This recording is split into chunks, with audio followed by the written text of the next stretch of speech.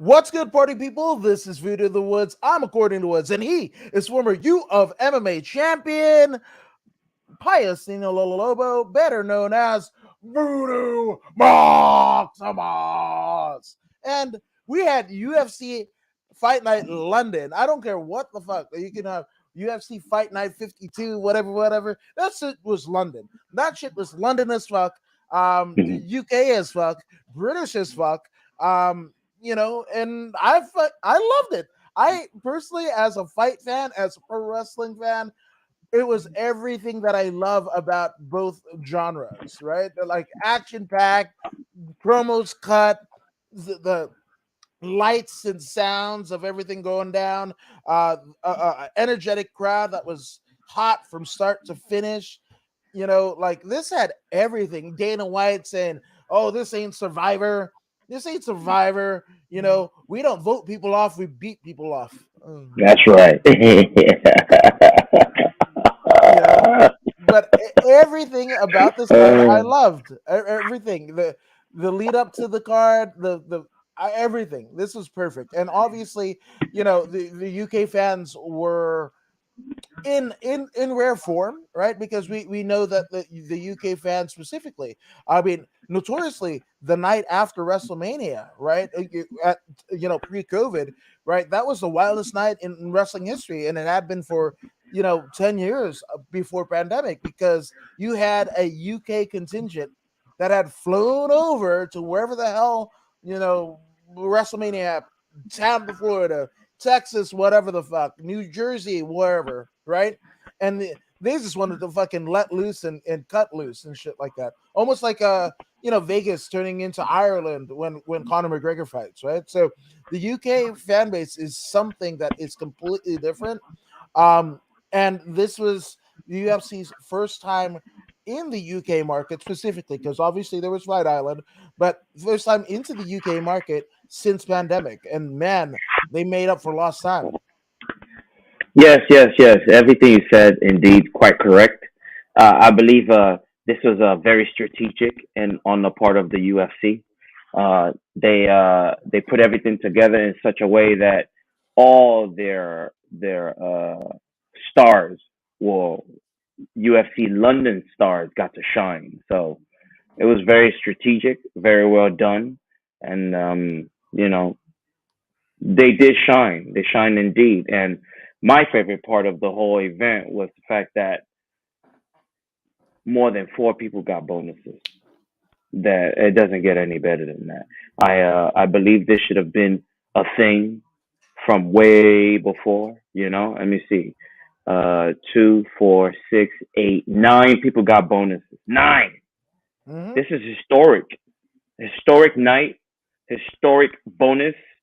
And everything was just beautiful. I love it. I loved it, and I love it. So shout out to the UFC for looking out for all these fighters, and I mean, very well deserving for the fighters themselves. So shout outs all around, man.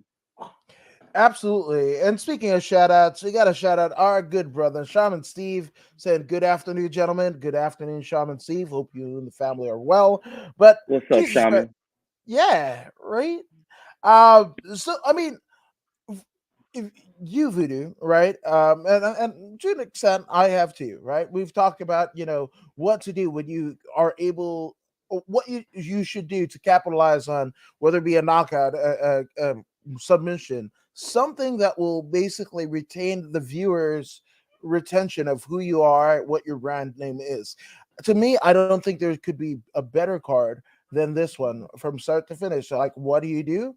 Like, if you're an amateur fighter, if you're a pro wrestler, whatever, like the type of reaction that you should garner, the everything, right? The fights that you should have, right?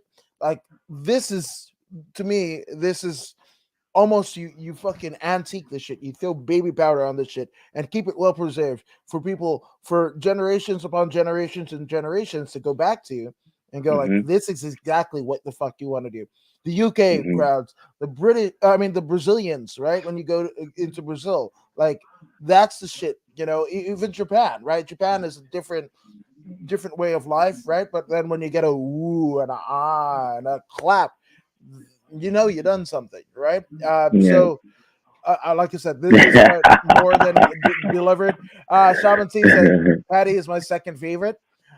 I'm just saying, and I got a whole Patty. Not, I mean, it's a rant that I'm gonna rant, but it's more professing my love for one Patty Pimblett. And I'm sorry, Vidu. Uh, That's but okay. okay, but I think without further ado, let's get into this card. The card starts off with a finish right off the bat because we have Muhammad Mokayev choke Hmm. out Cody Durden in the very first round, and this was the first recipient, right off the bat.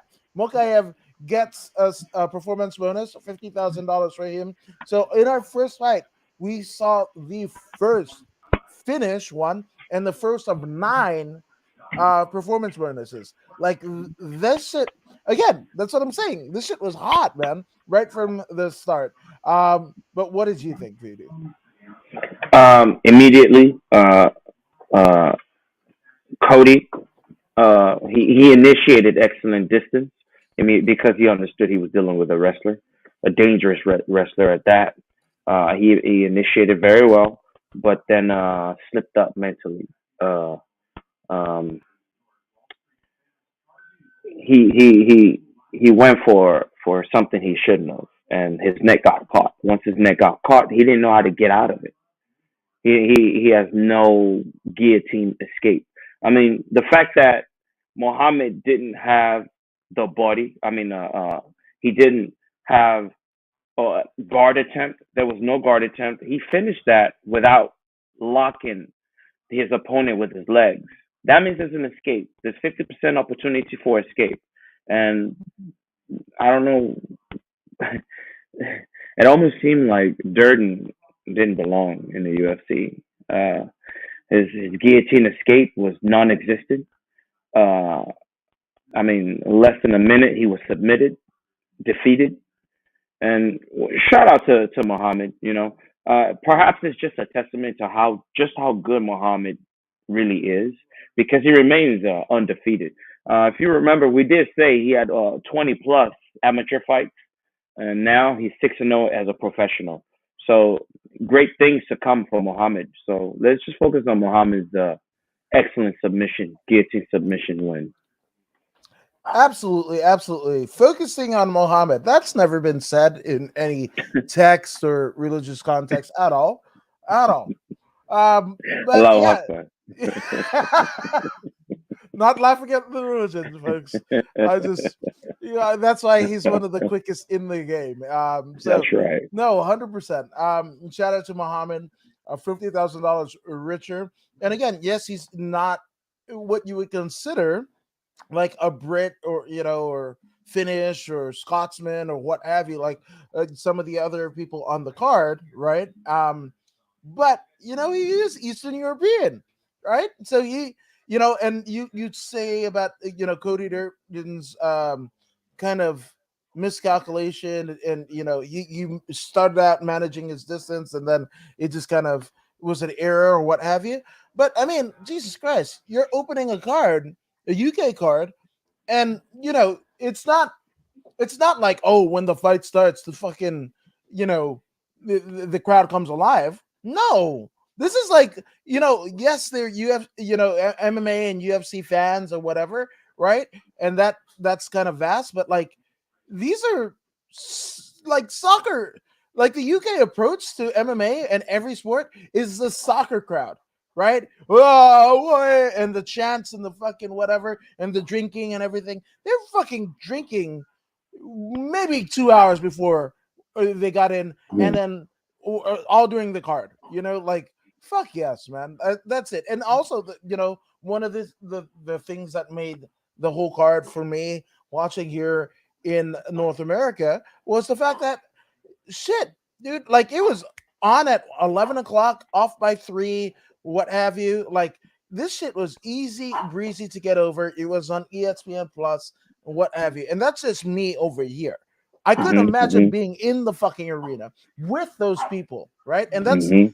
when you go to a sporting event, you like a particular team, you find other people that like that team and blah blah blah, and there's a whole camaraderie that goes down. Mhm. And that's exactly what happened here.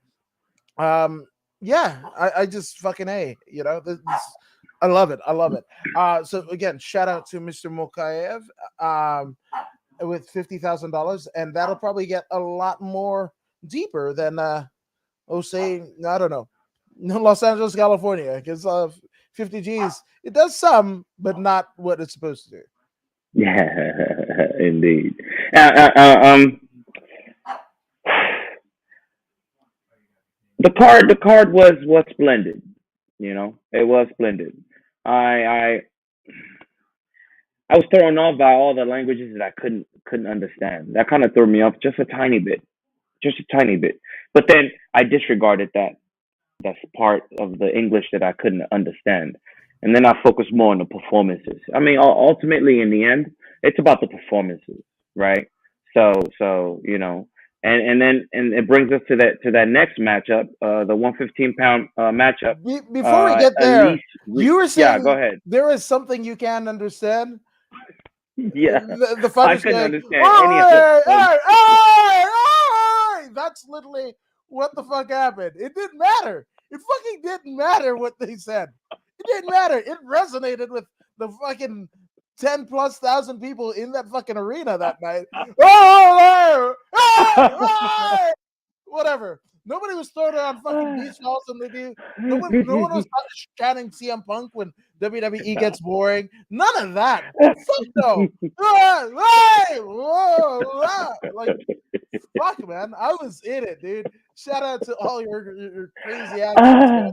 I'm with it. I'm with it. But as you were saying, we're getting into the second fight of the card in the 150-pound division. We had Elise Reed 5-1. Well, as of right now, because we're coming out of it, and she actually beat Corey McKenna, which I didn't think that was going to happen because I knew to an extent what the UK crowd was going to be like, right? And fully supporting the Welsh Corey McKenna, Right, but right. Elise Reed figured out a way just to figure Corey McKenna out. And this thing it's a split decision, right? So it wasn't a unanimous. It wasn't like it was a, walk in the park for Elise Reed. And that it wasn't. Shout out to Corey McKenna also for her performance to make it so close. But in the end, Elise Reed figured out a game plan that worked and thwarted Corey McKenna, or at the very least, edged her out just a bit. And if this is a game of inches, she was just inches, merely inches, or in this particular instance of centimeters, right? The UK Hmm. audience, I'm going to try and appeal to you guys. Yeah, but this is centimeters above Corey McKenna's performance that Elise Reed portrayed. Uh, yeah, that's what I got. Uh, um, from beginning to end, Elise Reed was the dominant striker. She threw a lot of twos, and shockingly for me, most of them, 90% of them landed on point. Uh, Excellent movement. You know how much I love movement. She had great movement. Striking was very decent. It was more of a taekwondo-ish slash karate-ish type striking, but it worked for her. It worked for her. Corey McKenna, I believe, didn't utilize her advantage, which was the wrestling, enough. Um, she didn't initiate enough. Yes, she was getting hit, but when you're getting hit is when those opportunities usually open up. You know, she didn't really press to my liking, which is why she lost. The judges saw the same thing I saw. Even though I was going for McKenna to win, she had the advantage. She had the wrestling background. She trains with wrestlers, and one thing about wrestlers is there's always a haste in what they do. She lacked that. She stood there doing this weird dance, and she kept getting pieced up. When she did get the takedown, she dominated. She dominated. But in the third round, she got the takedown and she allowed the opponent to get back up. If she would have kept her down and maintained control of her on the ground, she would have got that edge. But because the opponent was able to get up in the second round and get back to work, get up in the third round and get back to work, this is why the split decision went to the way of the American. It was well earned for the American. She was the better fighter, you know. Even though the other one, Corey McKenna, had more tools, I believe Reed was more efficient with the little tools that she had. Her wrestling defense was just enough to win that match, and it paid off. Absolutely, absolutely. Obviously, with the decision in a litany of, in a land of, finishes, Yeah. that's not going to raise the profile. So I think in the totality of this card, and when we look back at it, this will be a minor blip, but still a Mhm. pretty big victory for Elise. So Mhm. shout out to Elise for that. But another decision that we're going to have was Jack Tank Shore over Tamir Valiev via Mhm. unanimous decision. And Mhm. man, this one was like, whoo, people were getting fucking brain trauma right and left in this one. Trauma indeed. Trauma That's indeed. all I can say. This shit was like a damn car crash. Uh, That nobody could fucking knock each other out. You know. yes, it was it was one of those situations where the fight. I mean, we I believe we split on this, didn't we? Didn't we Yep. flip a coin, or did we both pick one Yeah, person? I agree. We We did. flipped a coin, didn't we? Yeah, I think you Yeah, had I mean, Shore. it was as such. It was as such. It was worthy of a flip of a coin. Jack Shore was worthy of being picked just based on that 16-0, alone 15-0 prior to the pick. And then the other guy, I mean, Russian, very very good fighter himself, but Jack Shore did edge him out in performance by a little bit, and that's all it took was a little bit. You know, he put together a very good striking package. The grappling was decent as well, and he outstruck his opponent by just a little bit. And it turned out a little bit was all he needed to get the finish. So there it was. Jack Shore remains undefeated. He moves on in the UFC. Unanimous decision victory. It was worthy of a unanimous decision victory because he held that range really well. He used his hands really well. He kicked when he had to. He was very efficient. And when you're efficient in the UFC, if you're able to remain efficient in the UFC, you're going places. Yeah. Now, what did you think in this one when it happened? I was thinking about you. What did you think of Jack Shore's promo after? Um, I, that's one of the things that I was talking about. I couldn't understand really. I couldn't understand. You know, their their speech was a little strange for me. Yeah, I realized they were speaking English, but it was just so far off. You know, but in the end, as long as these fellas and gals are able to go ahead and set up the next fight and plant that seed in the minds of the people and the UFC itself, I say it's all good. As long as the UFC understands what they're saying, that hey, what I understand don't matter. Okay. No, I like it. No, I like it. I like it. I thought I was like, because to me, I mean, Undertaker got over with fucking 3 words, rest in peace, right? He didn't have to say much. There's a lot of people that did. Goldberg didn't have to fucking say much. He just, I don't think he did a promo until he fucking got the damn world title in WCW at the Georgia Dome. I thought he was a damn mute, like that guy. So to me, you don't necessarily have to understand it. You just get it, right? Do you think Yeah, a kid that speaks strict Tagalog or Hindi or to set some form of Middle Eastern whatever, when they see The Rock, whatever, do you think they have to understand what the fuck they say? Hell, dude, you much like I grew up in Inglewood, right? Any Spanish speaking, friend of ours that got in trouble, the mom would show up to school, and you know what the fuck she was saying. You probably didn't know what the fuck she said. You just know that your friend was going to get fucked up when he got home, right? So that's what I'm saying. It's like you don't have to understand the word by word verbatim or whatever the fuck, right? Like you just said, like that's what I'm saying. Yeah, and Sean C says I have a French friend, and I have to translate his English into English. I mean, I mean, that's where Spanglish uh, exists. Fucking the Diaz brothers. I can't make out a fucking thing that the Diaz brothers say, but ah, but a clip of what the fucking one of the Diaz brothers, I can't remember who, whatever, is played every time Joe Rogan's podcast rolls out. Uh, fight by day, train by day, Joe Rogan podcast at night, all day, by night. right? Right, all day, right? That how many millions of people? You don't even have to know who the fuck that is to know that, Billions by now. right? So I'm just saying, it fucking works. It worked. The fucking Diaz brothers, God love them. They're fucking millionaires on theoretically not speaking English. So that's what I'm saying. Hey man, it would be great for the UFC to include subtitles the next time they go to London like that, because I couldn't understand jack. Okay, I that couldn't understand anything those dudes was talking about. Even that the next guy that we're gonna be looking at in the 205-pound division, Paul Craig.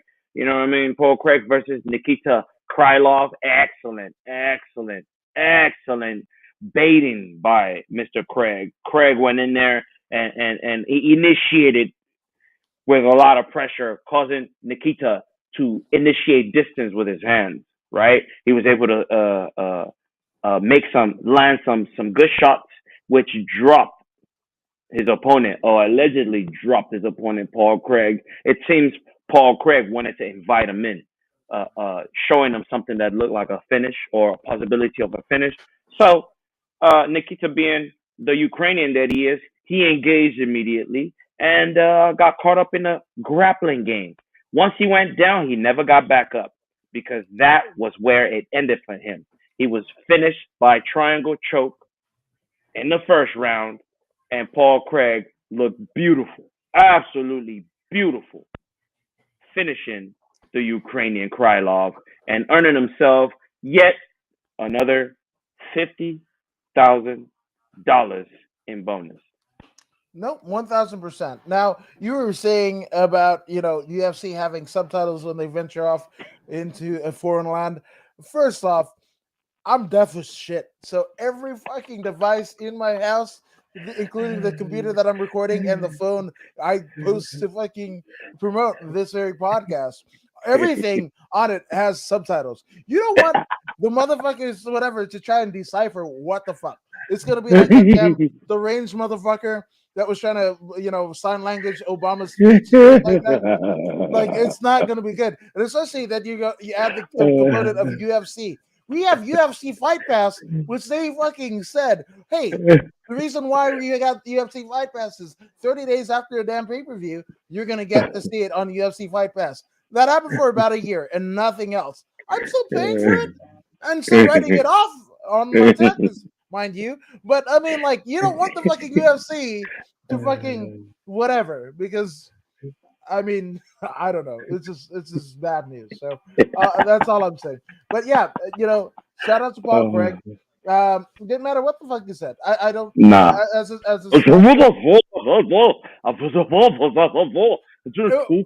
one thing, one thing that I noticed, right? And this is after speaking with Big Fem Vader, Aisha Raymond, in the podcast that we do. She's from London but lives in Scotland.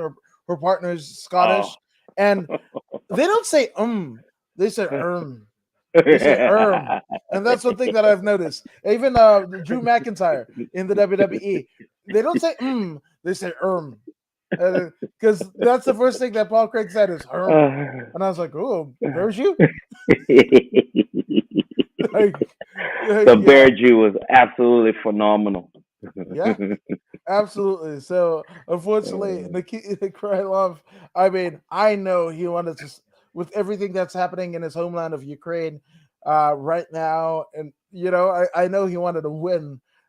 First round submission loss is not what he wanted. And it seemed like Paul Craig was like fucking chomping at the bit for the Bear Jew. Yeah, yeah, wait, yeah. wait, I saw we have that to hold. immediately at the face off. Yeah. He jumped in his face, and he was in his face with that half a William Wallace that he had. Is he Scottish? Mm-hmm. Is He oh, is Scottish. okay. That's why he's doing the William Wallace. Braveheart, yeah. It's a nice shout out to William Wallace. You know what I mean? I like the whole half painted face thing. I like it as long as he keeps winning, because William Wallace was a winner. Until he lost his balls. And his guts. Yeah, so I'm just saying, uh, remember what you want to remember and don't what you don't. So I'm just saying. Um, but speaking of don't, there's somebody that didn't take don'ts for an answer, a retort, any form or fitting is Sergei mm-mm, Pavlovich. He didn't give a shit if this is his countryman. Shamil mm-mm, Abdurakhmanov was his countryman. mm-mm, He didn't give a shit mm-mm. about what is going on. I mean, it's crazy because we had Russian Timur Valiev, Ukrainian Nikita Krylov, and then two Russians up top. And Sergei Pavlovich didn't give a flying fuck about any of that. He, he he fucked up his countrymen in the first round. It wasn't great. I Yes, mean, it wasn't great for Shamil at all, but it was all the bit great for Sergei Pavlovich, which I believe, yep, Pavlovich another $50,000 bonus. yes, yes. While he was whooping Shamil's ass, all I could think of was if he dies, he dies. Finished him with little effort. You know, he caught him early. We talked about last Thursday. We talked about that youth. That youth may being a major factor in this particular matchup. I mean, if the fight went on, Shamil, of course, will have a significant advantage just due to his uh, experience, right? But Sergey jumped on him rather early and clipped him. Once he clipped him, he went in for the kill and he finished him, and that was that. Yeah, he finished him for sure. They don't vote him off. They beat him off. They beat him off. They beat him off. They beat him off. So and I'm sure for that little tidbit, Dana White was so pretty enthused to open up his pocketbook to write another check for $50,000. So shout out to the Russian here, one Sergei Pavlovich. Which is funny. I don't know. It rolls off the tongue, but it also doesn't. So that might be the best or worst thing to say. But shit, man. So we go for the Russians and the Welsh and the Scottish or whatever. But what about Finland? What about Mr. Finland? Right? Chilling in the house. Finland in the house because we had Hmm. Makwan Amerikani, right? I call him Yep. Kwani, but it's Hmm. Connie. I found out through Michael Bisping. Shout out to Michael Bisping. And it's wild because Michael Bisping might have been the only fucking UK accent that I heard and understood throughout the whole damn thing. So shout out to the Count Michael Bisping, former UFC middleweight champion. One of the greatest color people, color analysts that there is for MMA. But Mr. Finland, Makwan beat the shit out of Mike Grundy. I mean, literally put him to sleep in the Yeah. very first round, like within a minute of the very first round. And we talked about it on Thursday, but obviously Makwan in his post-fight interview, you know, he said it. He was like, "This is a fight for our jobs." You Hmm. know, Yep. Grundy Yep. was fighting for his, I was fighting for mine, and unfortunately, Grundy and his family had. I can't remember what happened. I think Grundy's dad passed away or was sick or something. There was something going on with his dad. So I saw like MMA Twitter. Of course, they're happy for the performance of Mr. Finland, but there was kind of like a little bit of sorrow. The fact that Mike Grundy didn't get the win after whatever's going on with his dad. But I mean, shit, and this is again, you don't have to understand it. You just have to get it. He was like, we're here, we're fighting for our jobs, and Michael Bisping kind of brought out like, he's a little bit more mature and what have you. And he's like, yeah, I'm 30 some odd or whatever. I'm going to have a baby on the way and everything like that. I'm going to be a father so that's his approach. He wants to get shit done quick. He wants Hmm. assuming no damage in training camp, no damage here, definitely no damage here. He could be on the next card if somebody falls out or whatever, assuming COVID protocols, because obviously Finland to UK is different than uh Finland to, I think Columbus is the next UFC fight night. If a 145 should drop, and Makwan basically taking that hypothetical space. I don't know how that works, or even if Makwan wants to fight. So soon after a tough weight cut and everything like that, he probably bulked up. I don't know. Immediately. Yeah, 100%. Oh fuck! Well, again, that's more fuel to the fire of Patty Pimblett. But yeah, no, I dug it. He understood the assignment, as the kids now say, right? Yeah, And he fucking did it, Mr. Finland, all yeah, the way, dude.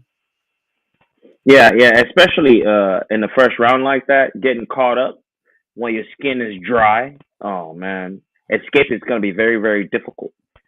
Just like we saw earlier in the card with Cody Durden. You got to work up a sweat, man, before you start getting into that grappling stuff with grapplers. You know, if you don't watch out, if you're complacent, as they say, you get caught up.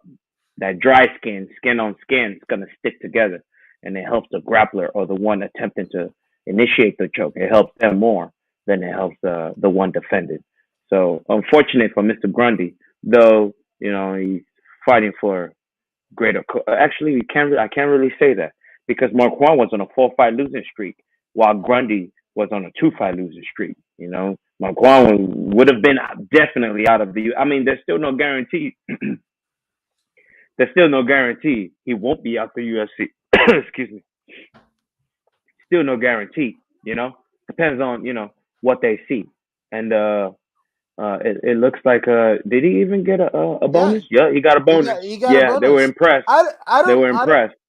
To me, I don't see how after a win like that and a bonus like that, they're like, oh, and out the door you go. I don't. Yeah, yeah, I think maybe yeah. in the instance of what's his name, El Pantera, Yair, Hmm. Yair, Yes, where yes.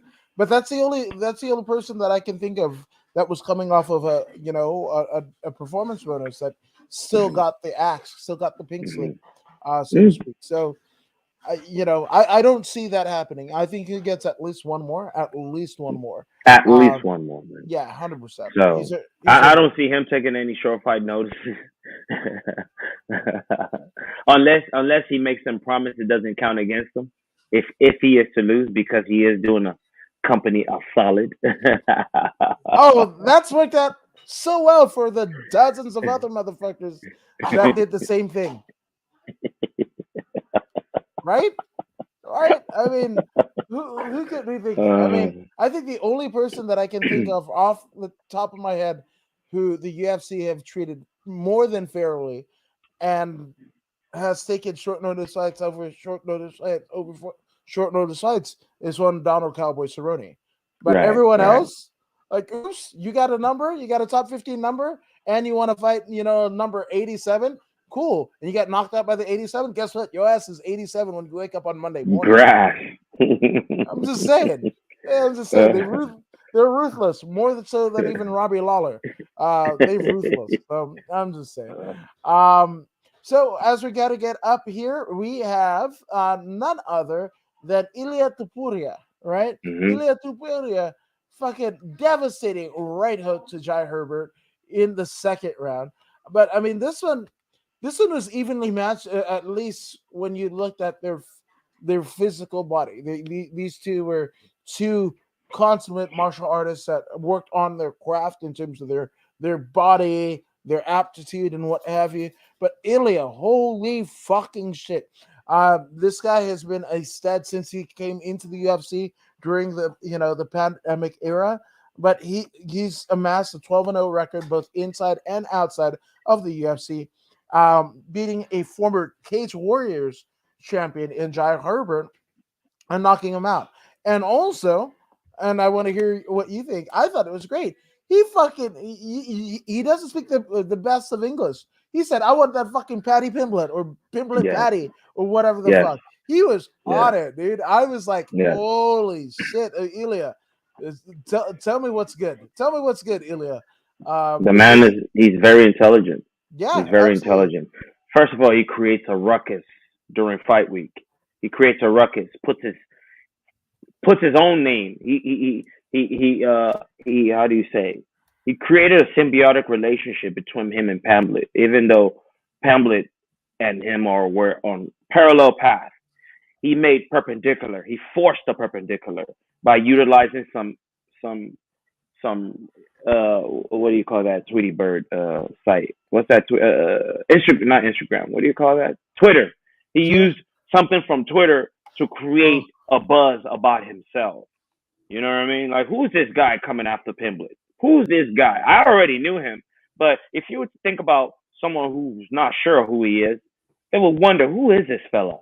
Who is this fella that threw a hand sanitizer at Pimblet? Hand sanitizer. He tried to get him. You know why? Who, what, when, and where?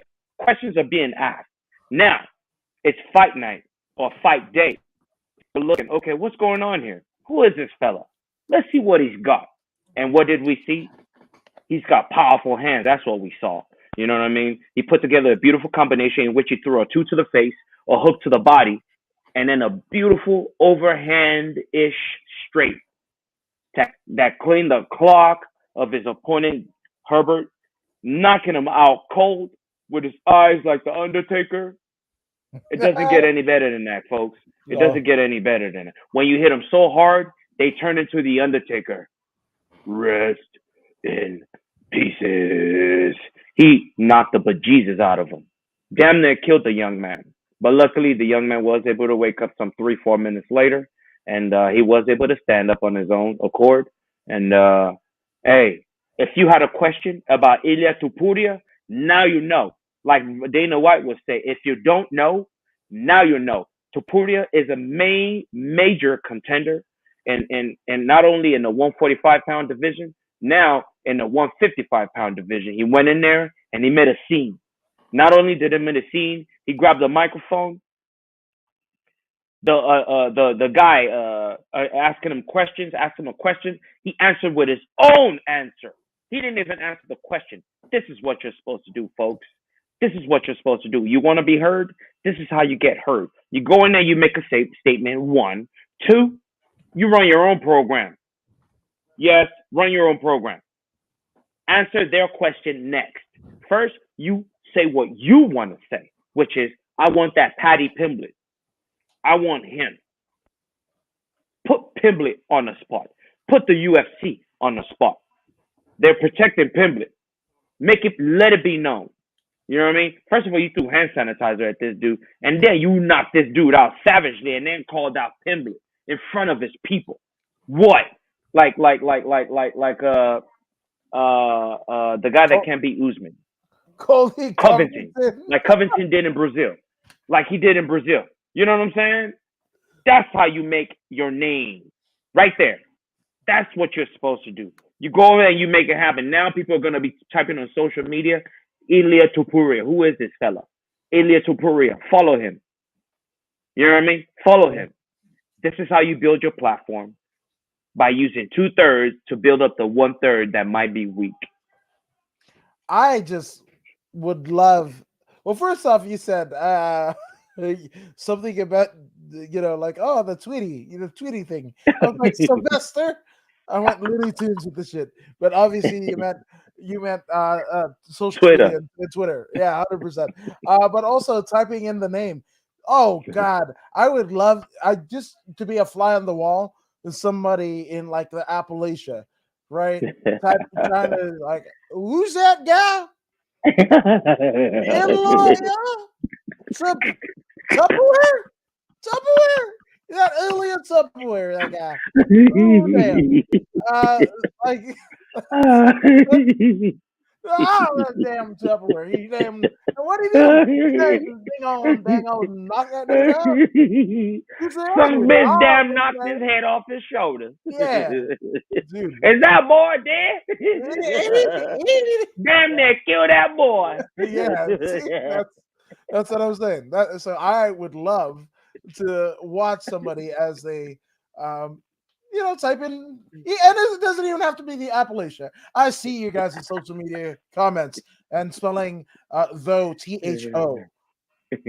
I see you guys. I really do. So anybody try to type in Ilya Taporia, and yeah, I'm just saying. But again, a great win for Ilya Taporia. He himself earning himself a $50,000 bonus, and rightfully Yep, so. Um, yep. yeah, his star is definitely on the rise. But Oh speaking yeah. of on the rise, holy bejesus, man, Meatball Molly McCann. What the fuck, man? Where was this? Yes, he was coming for, but Meatball Molly, unfortunately, I really haven't appreciated her as well as maybe I should have pre this fight because obviously those losses to Laura Procopio and Talio Santos. I was like, freaking Meatball Molly? Why the fuck is she in the UFC though? Like, Mhm, mhm, really? And though, like, mhm, TOUGH, that one. That's what I'm saying. But mhm, it's like, what the fuck? Why is she here? Well, she mhm, proved why she was here. mhm, This knockout mhm, over Luana Carolina. mhm, My goodness, this. Oh, just I mean, you didn't want to be fucking Luana Carolina. Now, first off, and Michael Bisping drew light to it, but her first round, Molly McCann's first round, she just fucking Luana Carolina might as well have been the whipping post, and she had that dang whip. Like she's beating the shit out of Luana Carolina, and I will say, in the instance of Luana Carolina and uh, Patty Pimblett's opponents, right? Guess what? This is not the way you fight when you got a when you're on home turf, right? When your opponent is a hometown, homegrown, home region person. Luana mhm, Carolina wanted to fucking play it safe. She's getting mhm, punched in the face. Like she didn't even fight or flight it, right? I would have not to say I don't have respect for Luana Carolina because like I respect anybody who decides to train and then eventually step into the cage, but this is not the way you do it. You're getting punched in the face, and you run, mhm, and you get punched in the face in the more. She's right there in the fucking pocket, punching in the face, and then you're trying to what the. Were you gonna grapple? Because grappling mhm, isn't in your forte, right? What the fuck are you gonna do? Fucking punch back! Punch back! mhm. Something. Yeah, Jon Jones, yeah, just but fucking kick her in the the giblets or whatever the fuck. Get the ref involved. Like, oh, she poked my eye. yeah, Something. Don't just yeah. that was dumb. I would fire all my coaches. I'd fire Yeah. all my coaches after that shit. And of course, that was an insurmountable odd. Fighting Molly McCann over in the UK. That's it. But you know, need to get your mind right. You can't. You have to figure out a way to shut that shit all off. One, right? And I'm not professing that I know how to do it, but I've Mhm, seen it done before, right? That's why mhm, fucking uh, what's his name? Cody or Colby Covington. That's why he could mhm, fucking do that shit over in Brazil. He found a way to fucking shut that shit off. Now, do I think mhm, Colby Covington is an idiot? Fuck yes, I do. mhm, But is he doing what he's supposed to do? Absolutely. We don't think about him getting cut. He's gotten title shot after title shot after, and about to get another one. So I mhm, don't, whatever. But that's what I wanted Luana to do, and she didn't do. And that in all of that, she that would be cool if she got no damage, right? She lost no brain cells. She doesn't get injured. She doesn't eventually get kicked out, knocked out to the extent. If you were watching in Brazil, in the part and the region where Luana Carolina calls home, a bunch of family or whatever, well, she gets knocked out. Do you think grandma? Do you think grandpa? Do you think your cousin, the dude that you liked in the second grade, whatever, they're all watching that shit, get you knocked out dead, dick in the dirt? Like you were fucking stiff. That shit came out of nowhere and whatever. You want to tell them, oh, I'm a UFC fighter. I'm a UFC fighter for that? No, that's not. So that's why I'm saying, like, she needs to go somewhere else, right? Because this is a massive failure. Yes, Molly McCann, great performance, right? I'm not taking anything from Meatball Molly, and Mhm. she was also one who fucking got the damn crowd up, didn't know what the fuck she said until she was like chanting whatever the fuck they chant for Patty or whatever. I couldn't Mhm. make it out, but I didn't need to make it out, right? But this is somebody, it's like a fucking surfboard. It's like a surfer. You ride the wave. Mhm. You don't go against the wave and fucking think you're Mhm. gonna do some shit. Mhm. Luana Carolina went against the wave. Rather than ride the wave and turn it into something where she could play off, where Meatball Molly was, it fucking gassed her out by punching her. Mhm. Like if she Mhm. fucking slipped and ducked and whatever the fuck, right? Mhm. If she didn't get punched in the face, then whatever, right? There were three in the opening stanza. Fucking Marlon McCann goes fucking full blast at fucking Luana, and Mhm. she just gets belted like a damn fucking bobblehead, right? Then she runs Mhm. to one of the other corners, and Mhm. Romani fucking right on her ass. Bah, bah, bah, bah, bah. Mhm. And then she goes to the third corner. Three Mhm. strikes her out. Mhm. That didn't work. Didn't Mhm. work. Mhm. And it went all of the first round. So I'm just saying, Mhm. this is a massive failure Yeah, on Luana's coaching. I feel. there's a few things in play here that must be understood in regards to what happened to this Luana uh, lady, Carolina. First of all, when you are a corporation such as UFC and you are making your way into a territory such as London, which you haven't been in quite some time, you know what kind of people you're dealing with. You know, they support their own, and they look you want to please them, and to please them, you have to create favorable matchups for their fighters, kind of like they did with Kobe Covington in Brazil with Damian Maya. But unfortunately, Kobe Covington, he turned that whole situation, he turned it upside down. But let's go back to this particular matchup. It was an excellent matchup for McCann, or whatever her name is. Excellent matchup. McCann. McCann, it was an excellent matchup for her in which she didn't have to deal with a wrestler.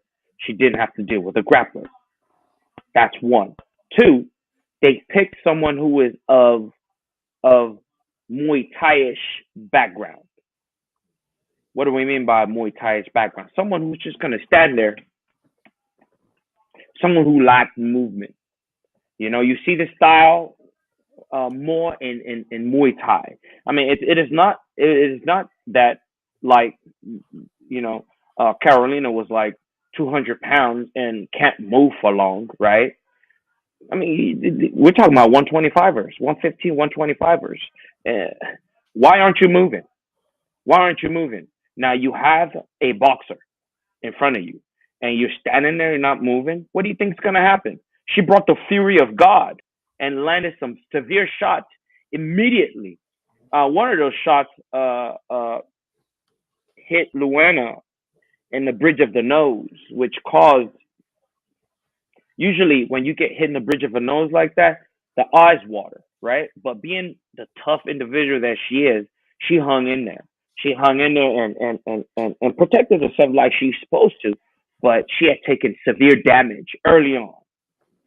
And being the tough individual that she is, she kept taking damage. And like I said, it was a favorable matchup for her opponent. The boxer had great footwork, excellent footwork, speed in her hands, and she utilized that to her advantage.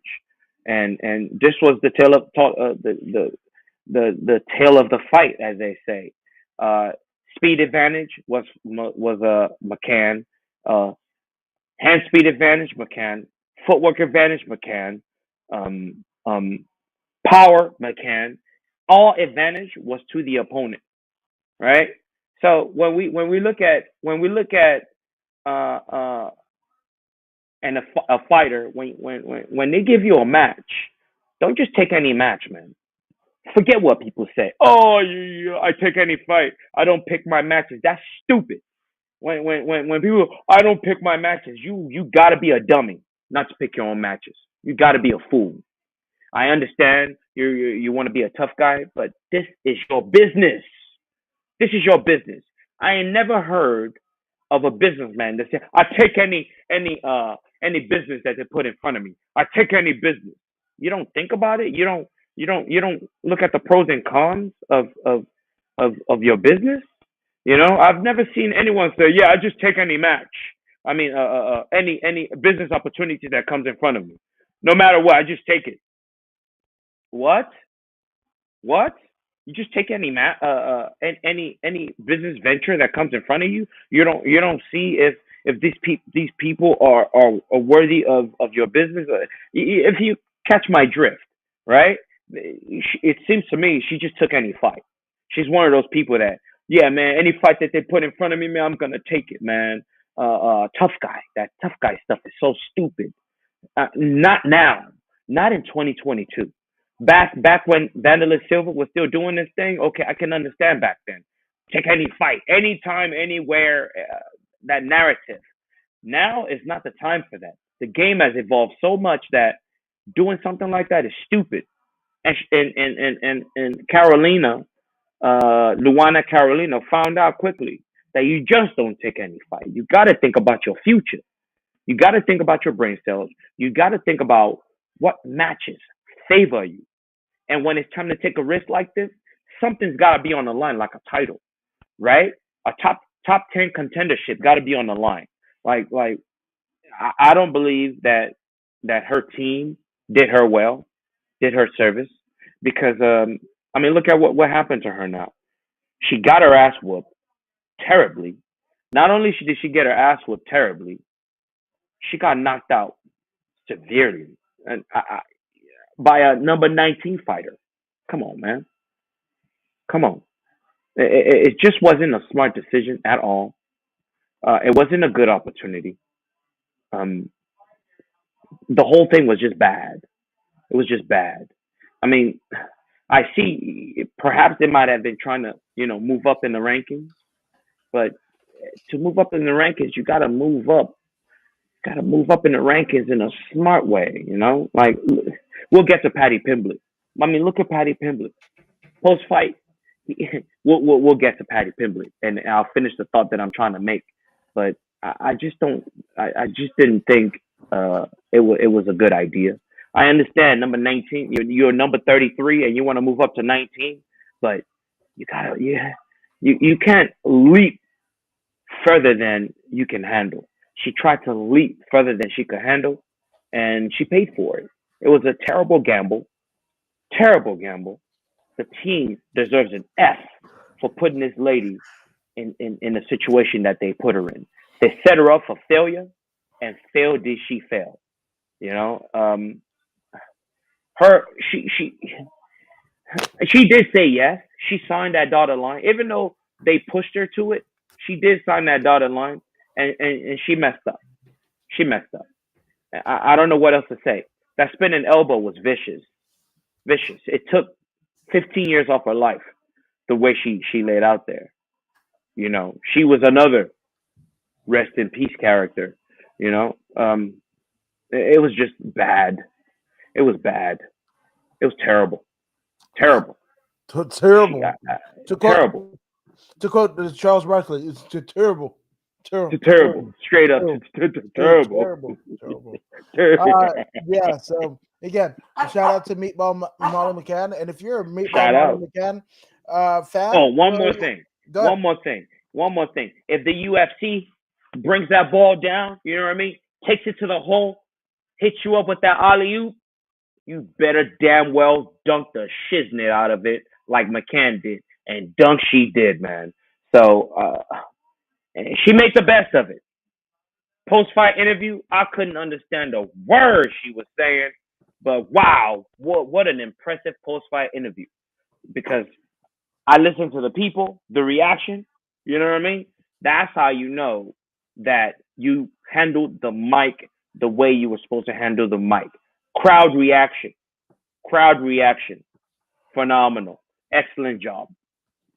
Absolutely. And again, if you weren't a Molly McCann fan before this, it definitely made you a fan. But if you are a Molly McCann fan and you wanted to see more of her in this night, well, you got your wish, and I don't want to spoil it. But before we get to that, we have Gunnar Nelson, right? A returning Gunnar Nelson going up against, well, none other than Takashi Ten Sato. You and I both had Sato for the win, but we forgot how, at least I forgot. I don't want to speak for you, but I forgot how Mm-hmm. crafty Gunnar Nelson is. Now, I said Mm-hmm. crafty.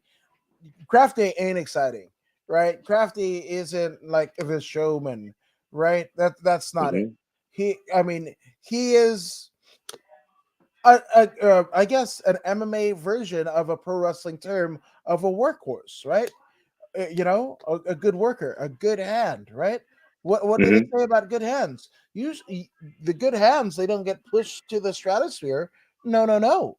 They get brought in to lift up the prestige of Mm-hmm. people who the company is trying to get behind, right? Yeah. And Gunnar Nelson, and I'm not trying to take it because you and I both pick Sato, so I'm not trying to take anything away from Gunnar Nelson's victory. I mean, shit me. I thought Gunnar Nelson was out of the UFC, and I thought that like Mm-hmm. maybe about 3 or 4 years ago, man.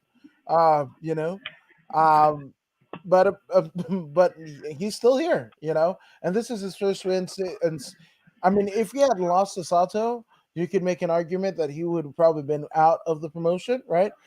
Because he lost a split decision to Leon Edwards and then a unanimous decision to Gilbert Burns, right?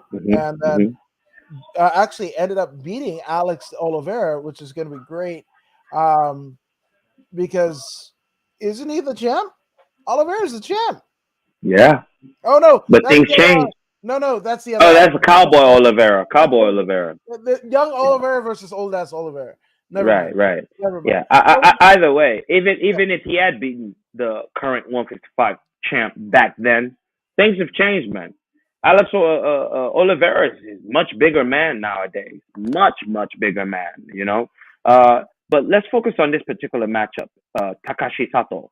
Takashi Sato is good enough to be thrown in there against Gunnar Nelson, but just like we just said against about Molly McCann, this was an alley oop by the company, a beautiful alley oop in which Gunnar Nelson took and backwards dunked that sucker. He backwards dunked it because he understood that there are quick hands in front of him, and all he had to do was trigger the opponent. And once he triggered the opponent came in with those hands. And what you do, what you do to someone who is coming in with those beautiful fast hands is you simply disappear. You drop, change levels, as they say, shoot the double, and do what you must. He dropped, shot the double, took the legs, took him down to the ground, took his back. He couldn't submit him, he couldn't finish him, but he damn well did whatever he felt like doing to the man, Takashi, on the ground. He took his back and he pretty much molested him. He molested the young. Well, he's not so young. Takashi isn't so young, but one thing we do know is Takashi is not a grappler. He's got enough defense on the ground such that he didn't get submitted by the black belt in Gunnar Nelson, but at the same time, he had zero offense while he was down there. So, like we said earlier, when you are in Rome, you have to please the Romans, right? And please the Romans, they did. The UFC did a great job picking the perfect opponent for this particular person, and Gunnar Nelson, this European, uh, uh, He did a phenomenal job of getting a W. It was a unanimous decision victory. Even though the fight took place on the ground, it was so dominating that it didn't matter that he didn't get the finish. You know, the people got what they wanted, and that's what it's about. No, 100%, 100%. I agreed. So but am I clamoring to play Gunnar Nelson in my UFC 4 video game and make him a champion? No. If Mm. Gunnar Nelson never fought again, I'm good because I can't remember him one way or another. So I'm just saying, if I had a choice between Paddy Pimblett and Gunnar Nelson, and they might be in different weight classes, but I'm just saying in terms of draw, right? I'm watching fucking Paddy Pimblett fight. That's what I'm Yeah, doing. yeah, yeah, Gunnar Nelson gave me nothing by other than being serviceable. So yeah. just yeah, that's my deal. Which there's a comment by Bruce Rob Trotter, and I'm gonna skip. We're not gonna actually talk about the fight, but I definitely want to acknowledge this comment. He says Dan Hooker is almost as good at getting murdered as actual hookers, bro. Agreed. Agreed, bro. And not that we're advocating for the murder of anyone or hookers at all. We're not advocating, but you make a great Don't point, kill Bruce. any hookers. Yeah, don't kill Don't any kill hookers. no Don't, hookers. don't don't kill anything right now. Don't kill it. Don't kill a vibe. Don't kill a Ah, buzz. Don't just don't. But yes, yes, ah. yeah, I absolutely agree. Unfortunately, but yeah, so there's that. But we're gonna get Nice to one, Trotter. good old Dan Hooker. Uh, Jesus Christ, yeah, yeah, no, 100%. You win, Boots. You win. You win. But um, but Mr. speaking Trotter, of we will winning, be getting to Mr. Hooker shortly. We will be getting to him. We're yeah, gonna meet you. We're gonna meet you halfway there, halfway, sir. halfway. But Right after fucking Mr. Pimblett. yes, Patty Pimblett, man, Patty the Patty fucking Pimblett, dude. This might as well be in the fucking Patty card. Like it didn't matter what came before, even what came after to an extent. This is the Patty fucking show, much like it was the Mhm. fucking Connor show, right? This Mhm. I haven't seen a UFC crowd react to somebody and embrace them and all of whatever they are. Um, since Conor McGregor, right? Since those early Irish cards and the way that Mhm. the UFC are booking Paddy Pimblett, right, and putting him on a UK card and give him Mhm. a lot of airtime in his UFC debut. This is Mhm. this is exactly the cut and paste, formula that they did with Conor McGregor. Just like Mhm. WWE had that kind of Hogan slash maybe to a lesser extent Hart, and then eventually John Cena, template. So John's Mhm. or Stone Cold template, right? The Mhm. merch, how you get people over and whatever. So when John Cena came around, it was already well-oiled machine, right? And that's exactly what Patty is, man. And Patty just first off, his when he won the Cage Warriors title and through the almost the entirety of his Cage Warriors career, he rocked the Mhm. Sakuraba trunks, the Kazushi Sakuraba trunks, which that's gonna appeal yourself to me Mhm. like no other. When you acknowledge catch wrestling, you're Mhm. you're, you're my shit, right? But Mhm. also, Mhm. um, Patty Pimblett looking at him, especially as he got into like fight pose or whatever. Man, I saw equal parts Owen Hart, equal parts, you know, equal parts Roddy Piper, two of the Mhm. all-time Mhm. greats, two of the all-time greatest talkers, but also two of the greatest of their not just generation but of their sport, right? And if Mhm. Patty is giving me those vibes, man, it's fucking good, it's fucking Mhm. good. So yeah, I'm a Patty guy, man. Oh shit, Shaman Steve brought it up, and I forgot whatever, and Mhm. I can't even remember who did it. But somebody, are you not entertained? Fucking call that Mark Zuckerberg. Was Yeah. it Patty? Yeah. Was it Patty that did Yeah. it? Yeah. It was Patty. It was Patty. He did say that. He did say that. Are you not entertained? Yeah, yeah. Uh, First, let's jump into Patty real quick. Uh, I'm gonna give you my narrative on this Patty character. I've gotten to see him fight twice now. I've up until this UFC tenure, I had no idea who Patty Pimblett is, and I had no interest in Patty Pimblett. To be quite frank, um, I'm still not sold on Patty Pimblett, and I'll tell you why. Patty Pimblett, can he rock the crowd like none other besides Conor McGregor? Yeah, he is second to Conor when it comes to rocking a crowd, especially at this stage in the career. Early as at this time in his career compared to Conor McGregor, uh, uh, they rock the crowd about the same. I would say McGregor has just a little bit over him, just a tiny bit, when it comes to rocking a crowd, and I'll tell you why I'm giving the edge to McGregor. Um, Patty, he came in the first time and he got a knockout win. Good, very good, very good. He grabbed the mic, he rocked the mic, very good, very good. Social media, as a result, increased. He understands the game. I give him an A+ when it comes to understanding the game. He comes in this time, he got the finish. Very good, as you should. He jumped on the mic.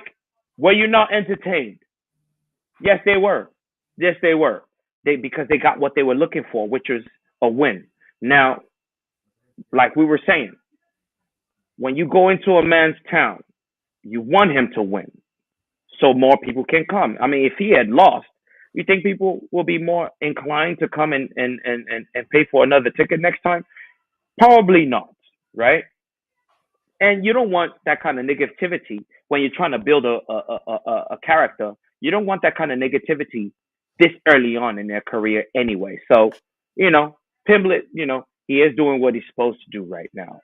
So now let me tell you what I'm not very sold on in regards to this Pimblett character.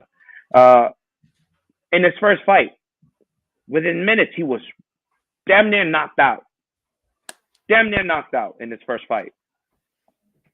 But he came back. He rallied and he came back and he got the knockout. In his second fight, damn near knocked out again within seconds. Damn near knocked out. This is a problem for me. Uh, I'm very critical of skill, right? Someone like this, he's got the opportunity for the world to eat out of his hands. And he's already showing the world that he's not going to last. Why is he not going to last? Two back-to-back fights in the UFC against alley oops, you damn near get knocked out. The guy that he fought was UFC worthy, but definitely not on his level. Yes, it says 12-5 and 18-3. Pimblett, I mean, he should be better. He should be better. He should do better. He should be more of a professional. Is where I'm getting at. When Conor was coming up, Conor was hungry. He was hungry. He never got touched. He never got touched. He never got dropped. He never got wobbled. This guy, two fights in the UFC, and he's been wobbled twice. He's not focused. He's not focused. You throw him in there against a Yuri Tupuria, he's dead in the first round. You know why he's dead in the first round? Tupuria has great power. Tupuria has excellent focus. Tupuria has good hands. He can box. He's got excellent jujitsu as well. So Pimblett will not be able to escape through jujitsu. He will be forced to remain on his feet. And if it goes to the ground, he cannot get the submission escape that he would be looking for. Tupuria will knock him the hell out. He will knock him the hell out. And this is why, but I will give Pimblett one thing. He is a smart man. He is a smart man. Do you notice that he did not push the Tupuria issue? He bowed out like he should. You know what I mean? He bowed out like he should. He did not go for that fight because he understood the game. He understands the game. The game is to take it easy for now, and hopefully later on, when it matters most, take those difficult fights. Tupuria is a difficult fight.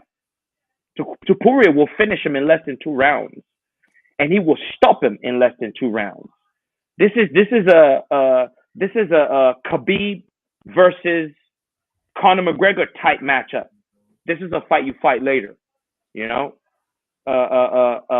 Paddy understands that. He knows he will lose against Tupuria. So post fight, he brushed off the Tupuria talk. He brushed it off and went straight to something else. Intelligence.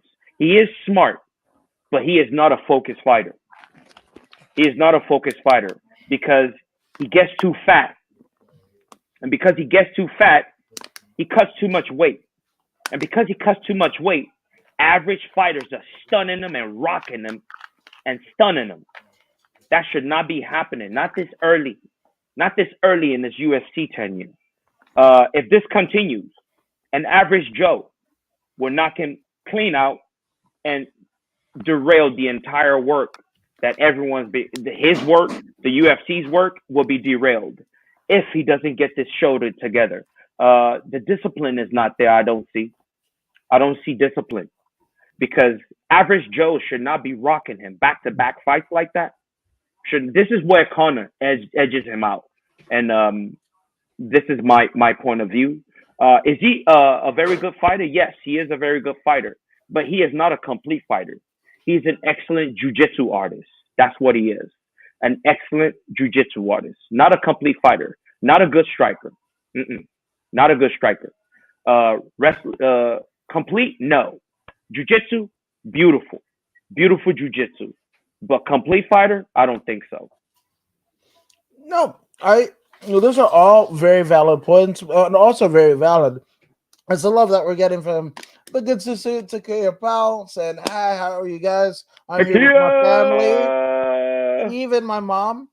Shout out to mom and the rest of the Powell What's up, family. Mama Powell? Yeah, Shout out to the Powell's family. We love y'all. You know what I'm saying? Shout out to Keys. Shout out to Takia.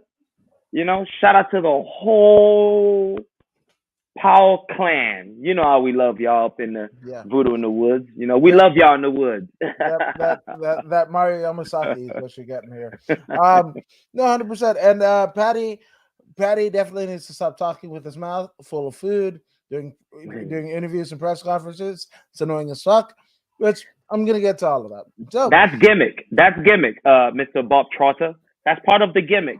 You have to excuse that. You have to excuse that eating, you know, that is a sign of confidence. That is a sign of confidence. That is a sign of I don't give a damn, right? Yep. So he's playing that part right. And everything in front of the mic is perfect. Mic skills, perfect. He's knocking all that out the park. It is not professionalism. He is a professional. I will give him that. But focus. I don't believe he's all the way focused yet. This is where he is lacking. Well, go ahead, Mr. Woods. So, I know what you're saying about Patty, right? And not being a complete fighter. He doesn't need to be at this point. We do. Question to you. Were you, at any point of your patronage of pro wrestling, did you like maybe a Hulk Hogan? Maybe I liked Hulk Hogan a lot. Maybe an Ultimate Warrior, right? Oh, I loved Ultimate Warrior. Okay. I liked Ultimate Warrior more than Hulk Hogan. Okay. And then maybe a Rock and a Stone Cold Steve Austin, right? Yes. Okay. Yes. Right. You put all those four in there with a Kurt Angle, Brock Lesnar, and I don't know, Chad Gable now, or any wrestler that you can. Fuck Shayna Baszler. You throw Shayna Baszler in there with whatever, and I guarantee you, Shayna, Brock, Kurt Hennig, Kurt Angle, whatever, are walking out of there, right? Those I can answer that question now. Well, the thing about it is, okay, especially in the instance of Warrior and Hogan, those two were far from like complete professional wrestlers, right? But the parts that they were able to do, they did well. Right, right, and it paid it for not just them Right. themselves, but the company and the prestige of pro wrestling, right? But here's where those people that you mentioned, even though they were not complete packages, they kept their body tight. They stayed year round in shape. Oh yeah. Hulk Hogan stayed tight. He did all the steroids necessary to look the part. Ultimate Warrior stayed tight. He did all the steroids necessary to look the part. Who else did you mention? Stone You Cold, mentioned four people. Stone Stone Cold Cold and The Steve Rock. Austin. He did all the steroids and looked the part and kept up. He kept up. He stayed up in those matches. You know what I mean? He stayed even when his neck broke. He finished the match with a broken neck against Owen. He finished the match. You know what I'm saying? He stayed. Who was the fourth person? The Rock. The Rock. The Rock. He stayed the part as well. Physically, they all stayed the part. The problem with this Pimblett character is physically, he is not staying the part. He is not focused when it comes to physical, because this is the tool, the main tool he needs to carry on. To how do you say it? To go over. His physical is what he needs. What he's doing is he's shutting down his kidneys. Pretty soon he's gonna have kidney issues. His body is not gonna last as long as it's supposed to when it comes to profession. Because when you're cutting the amount of weight that he's cutting, I mean, look how fat he is in the off season, bro. He's fatter than me, man. And I, I'm not even competing anymore. If you are on the cusp of becoming one of the greatest ever to ever do it, you're on the cusp. You're this close to knocking it out of the park and being a mega star. You're that close. You're walking around fat. Come on, man. Come on. Come on, man. I Fat? Come on. I know what you're saying, but okay, Hogan throwing that leg drop in the all the steroids, whatever. Hogan's back is fucked up forever. All the shit that Ultimate Warrior did, he's not here anymore, right? The Right. Rock obviously went to Hollywood, so he's an exception to the rule. In every Right. rule, he's an exception. Austin, yes, the broken neck, whatever with Owen. That's why we got the fucking, the beer and the Zamboni and the fucking Right. putting the cement, because he couldn't wrestle in the ring, so they had to do Mhm. all that smoke and mirror shit that ended up making him a bigger star when he Mhm. did eventually get cleared. He wasn't cleared for fucking 2 years after Yes. Owen, right? Right. So, but Right. all the shit that we remember Stone Cold for happened because he was hurt, because he couldn't Yes. actually get into the ring, right? Yes. And I know what you're saying about top physical condition. Well, guess what? Johnny Walker is that. And Johnny Walker not doing great, is what I'm saying. That's exactly my point. This is why I'm making No, the no, point that I'm no, making. no, but You know, but you are on the cusp of becoming a mega star, and you don't have the discipline to keep your body in tip top shape year round. Come on. fucking wait. You ever heard of Jon Jones? Jon Jones, yeah. You're right. Jon The- Jones doesn't have the mic skills. He's no. tried. I'm not saying that.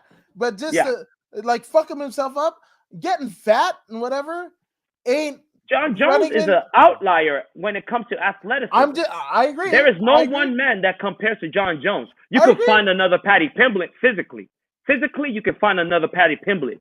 But on the mic, it's very difficult to find another Pimblett, right? The way he gets everyone is that mic skill. I mean, you can find many jujitsu dudes. There's many jujitsu dudes out there, right? Physically, what he brings to the table, there's many people who can do that. Where they all fail is the mic. If you don't have mic skills, good luck to you with some average skills and excellent jujitsu. There's many folks with average skills and excellent jujitsu out there. Many, but they lack mic skills. They do not relate to the public as well as Pimblett does.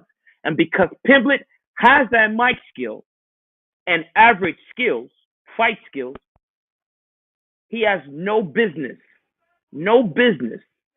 risking his body.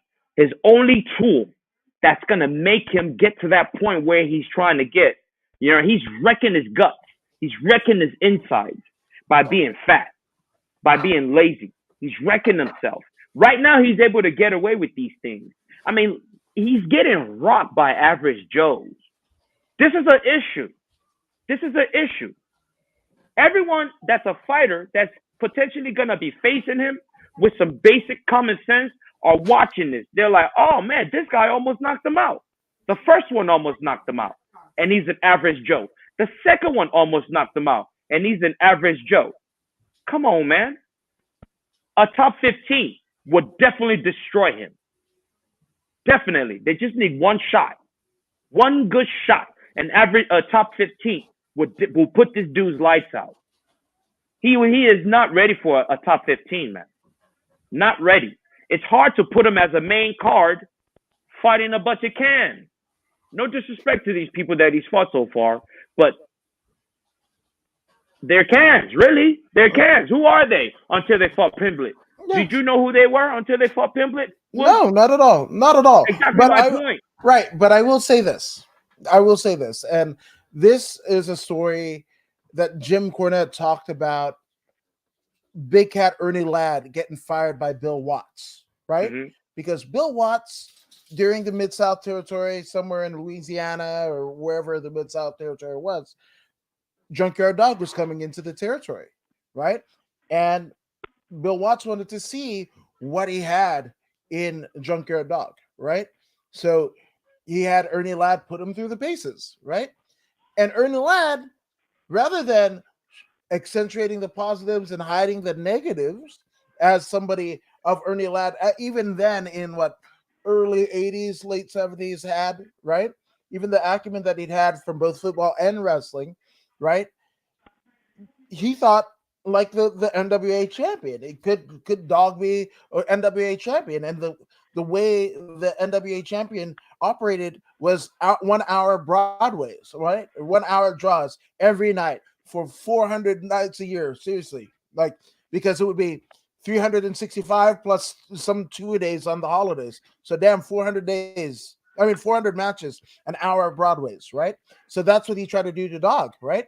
Well, when Bill Watts got the report, Ernie Ladd got fired. You know why? Because Dog was sitting out there with the fucking long red necktie. His tongue was. Because what? Dog wasn't that guy, but he could draw money. He just wasn't the guy that was going to do a marathon 1 hour match, right? Mm-hmm. You don't need Paddy Pimblett to do 1 hour draws. You need Paddy Pimblett to fucking sell tickets. And Paddy Pimblett, win, lose, or draw, is selling tickets right now. Right. I mean, in 2, 3, 4 years, his diet in order, or whatever the fuck. To me, I think it kind of doesn't matter at this point, right? Until it does matter, right? Until whatever. But I think, again,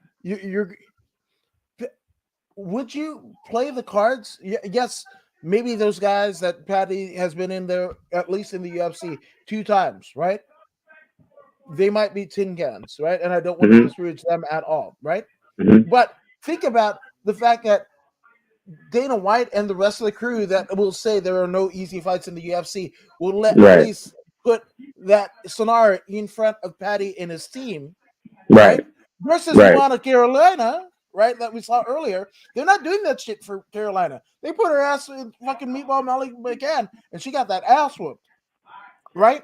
Paddy Pimblett is in a position, a rarefied air that few fighters find themselves in, especially this stage of their career. He could get knocked out the next 7, 8 matches or whatever, and he'll still sell tickets. That's but I'm talking about longevity, man. See, this is the thing that the fighters don't think about, such as this Pimblett fella. Hey, man, if you're going in there with not that much liquid in your brain, that's damage, irreparable damage. And that's the damage he's taking right now. It's unnecessary. All he has to do is stay fit. If he stays fit, he won't have to cut much weight, right? So when he gets hit by these people, these average Joes, he won't be getting dropped like he's getting dropped or getting rocked like he's getting rocked. You know what I mean? This is my point. He doesn't have to take this kind of damage. It's unnecessary right now. At least save that for later. Save the damage for when it matters. But all he has to do is be disciplined. This is not difficult.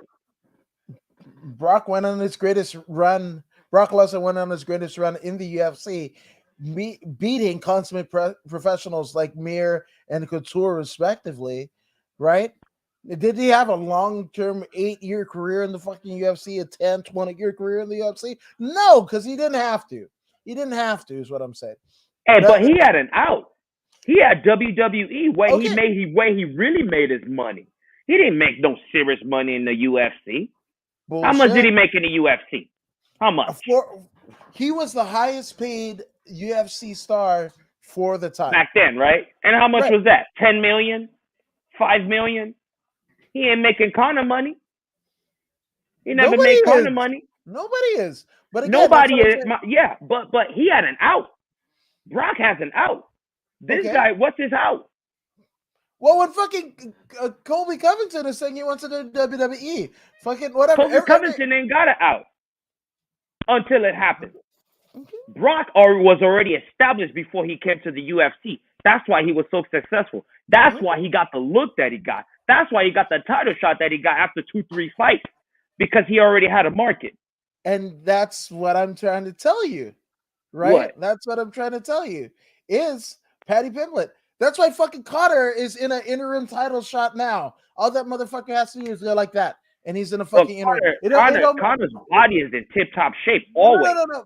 Even with a broken foot, he was still in shape. I'm just With a saying broken leg, it's not gonna matter. tip-top. He's It's not. always been in tip-top shape. Yeah, I'm Even just when saying. he was cutting down to 45, you never saw him rock once. That's fine, right? I'm telling you, it's not gonna That's matter, setting up for the future. right? That's But preparing yourself for longevity. it's And not that's gonna what matter I'm wishing for this kid. if he Longevity. if he can get a fucking BBC something about how fat the fuck up he gets, and then he becomes a badass in 6 weeks or whatever the fuck, he'll get paid more than the fucking UFC is paying him. And now the UFC has to pay him to fight. If who knows where his head's at, and we're just looking at the fight optics of it. We're not looking at any other opportunity that he has. He might have a weight loss, Weight Watchers, Jenny Craig, whatever the fuck UK equivalent is. Like, oh, I'm Paddy Pimblett, and you see me, I'm a fat fuck. When I'm not training, but when I'm in fat camp, I need blah blah blah. Insert supplement here, and he gets a gazillion If dollars that's that the way. reason why he's getting fat, then that makes sense. But I Well, don't think that's the case. I I think he's don't just a lazy individual outside of camp. lazy. That's fine. I can tell you some people that you hold in higher court that might fit that deal. Then they all should hear this message. Every last one of them. Because this is your profession. This is how you bring bread to the table. This is how you feed the family. You know what I mean? The least you can do. Hey, LeBron James invests $1 million into his body, and he's a goddamn basketball player. A fucking basketball player. He takes no damage, and he invests $1 million in his body. 1 million. These UFC fighters don't even make $1 million in 5 years. And Yeah, he invests $1 million just to keep his body in tip-top shape for basketball. These guys are going in there getting their heads bashed in.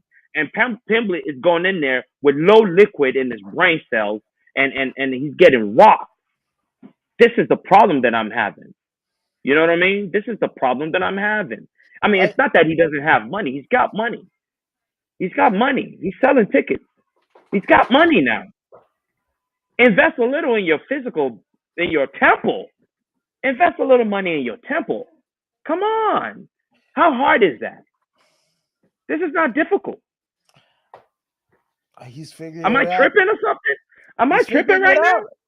Is this He's too much to figuring it out. ask? Am I asking for too much? He, Am I asking him not to ever have sex Andy ever again? Is that Ruiz, what this is?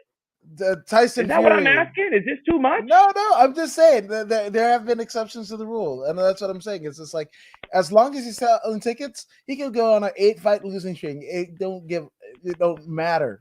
It don't fucking matter Why until do it you think matters Khabib got out the game early? because he can't hang. Kidney shut down some 3, 4, 5 times. Right. Damn near died. That's Mhm. why he got out the game. Khabib is not telling you about his health issues. That's why he really got out the game. I That's how believe he it. got out the game. Kidneys, shutting down. He almost died. Mm, I agree. Khabib almost died. Yeah, This is the problem. and he could These almost guys die, gotta grow up. They gotta grow up and he could here. almost die, and he ain't selling the fucking tickets at Patty Pumbo soon. Say what? He could almost die and not sell the fucking tickets at Paddy Pimblett. And that's why I'm being adamant. That's exactly why I'm being adamant. He's on the cusp of becoming a mega star. Possibly bigger than McGregor. Possibly bigger than McGregor. All he has to do is keep his body fit. Keep the fat off. I was 35 when I started this game. 35. Old already.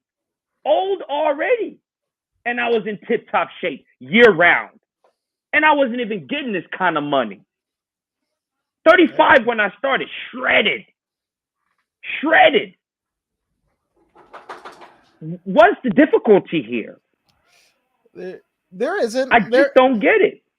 I'm not saying that there's difficulty or whatever, but he's doing it in spite of everything that you're saying. That's what I'm saying, right? And I mean, he's 2 fights in the UFC, and you've been severely rocked in 2 fights in the UFC. Dropped. That is not a good start. That is not a good start. Okay. You know what happens when people get rocked like that? The brain is moving. Right. Striking against the skull. And if there's not enough liquid in there, this is why people go unconscious. Right.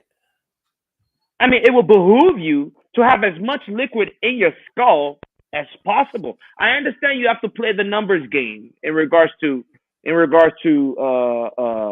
cutting weight and making weight and trying to have that weight advantage or whatever. But this is a little bit too early for this kind of getting rocked by people who you should be smoking. They're touching them immediately and dropping them. This is not a good thing, Mr. Woods. The kid is not going to last in this game if he keeps this up. I don't know. I would like to see him win. Is why I'm saying what I'm saying. I want him to win. But he's getting into a point where winning doesn't matter, right? Titles. But winning is what takes you to the stratosphere. You got to win to go to the stratosphere. Losing doesn't take you to the stratosphere. Conor didn't lose until championship matches. Okay. He didn't lose until it mattered. Brothers? Huh? Diaz brothers? When was the last time either of them? Look at them now. Look at them now, though. Let's be honest. Let's be honest. Can you we talked about this earlier. Can you understand what they're saying? No. They're not second language speakers. That's CTE. If we want to be honest, let's be honest. They were that. That's CTE that you're witnessing right before your very eyes. Yeah, no. We can't understand their speech. That's CTE, my friend. And they're both younger than me. But you can understand me clear. No, 100%. But yeah, one would argue that they were. I mean, Stockton is a rough place. That's one of the reasons why they put that on their back, to give a little bit of pride and credence to. I mean, it's not a big, diverse socioeconomic deal. It's blue collar, it's fuck, whatever, right? So yes, CTE. I'm not saying that not apply, because yes, it's definitely in question. Right, but a low socioeconomic and educational level as well. It's not like these two are, Rhodes scholars. Pemblett is not in that situation, right? But you don't have to be. He's already putting himself in line to be a multi-millionaire. Okay. It took the Diaz brothers 15, 20 years to become multi-millionaires. He's earlier than 25, already in place, in line to be a multi-millionaire. If he wants, by 30, he could be out the game. Yeah. With $100 million in the bank. He's in line for that kind of money right now. Why not enjoy your money by a little discipline in the beginning? Because he's a wild motherfucker. Just a tiny bit of discipline. It's a wild motherfucker. Wild is not going to get you far. Coming from someone of 44 years old, you know what I mean? You can be wild later. without any brain damage. I don't know. Fucking Wild will be there. taking Wild will be jackass stunts in your 20s if you're Steve-O versus when you're in your 40s there. nearing Steve-O 50s. needed to be a jackass to earn a living. He has to be a jackass. He has to be a clown. Right? This guy doesn't have to be. This is my point. You don't have to be. Just a little discipline. Just a tiny bit of discipline. And then when you get there and you're done, you could eat all you want. You can eat all you want when you're done. But for right now, come on. How hard is it? How hard is it? The man is in line to be the next blockbuster Yes. Arnold Schwarzenegger, Sylvester Stallone, Conor McGregor type character in fighting. Yeah. The biggest thing. He's in line to be the biggest thing. But he's already setting himself up for failure. This is my grievance. This is my grievance. You can't be going in there with low brain water and expect to last. You know what I mean? He's this close to death. It just takes the right punch. The brain just got to slam against. Imagine a spinning elbow from an average Joe, like that girl took, and his brain slams against his skull really hard, and he goes out. He might never wake back up, man.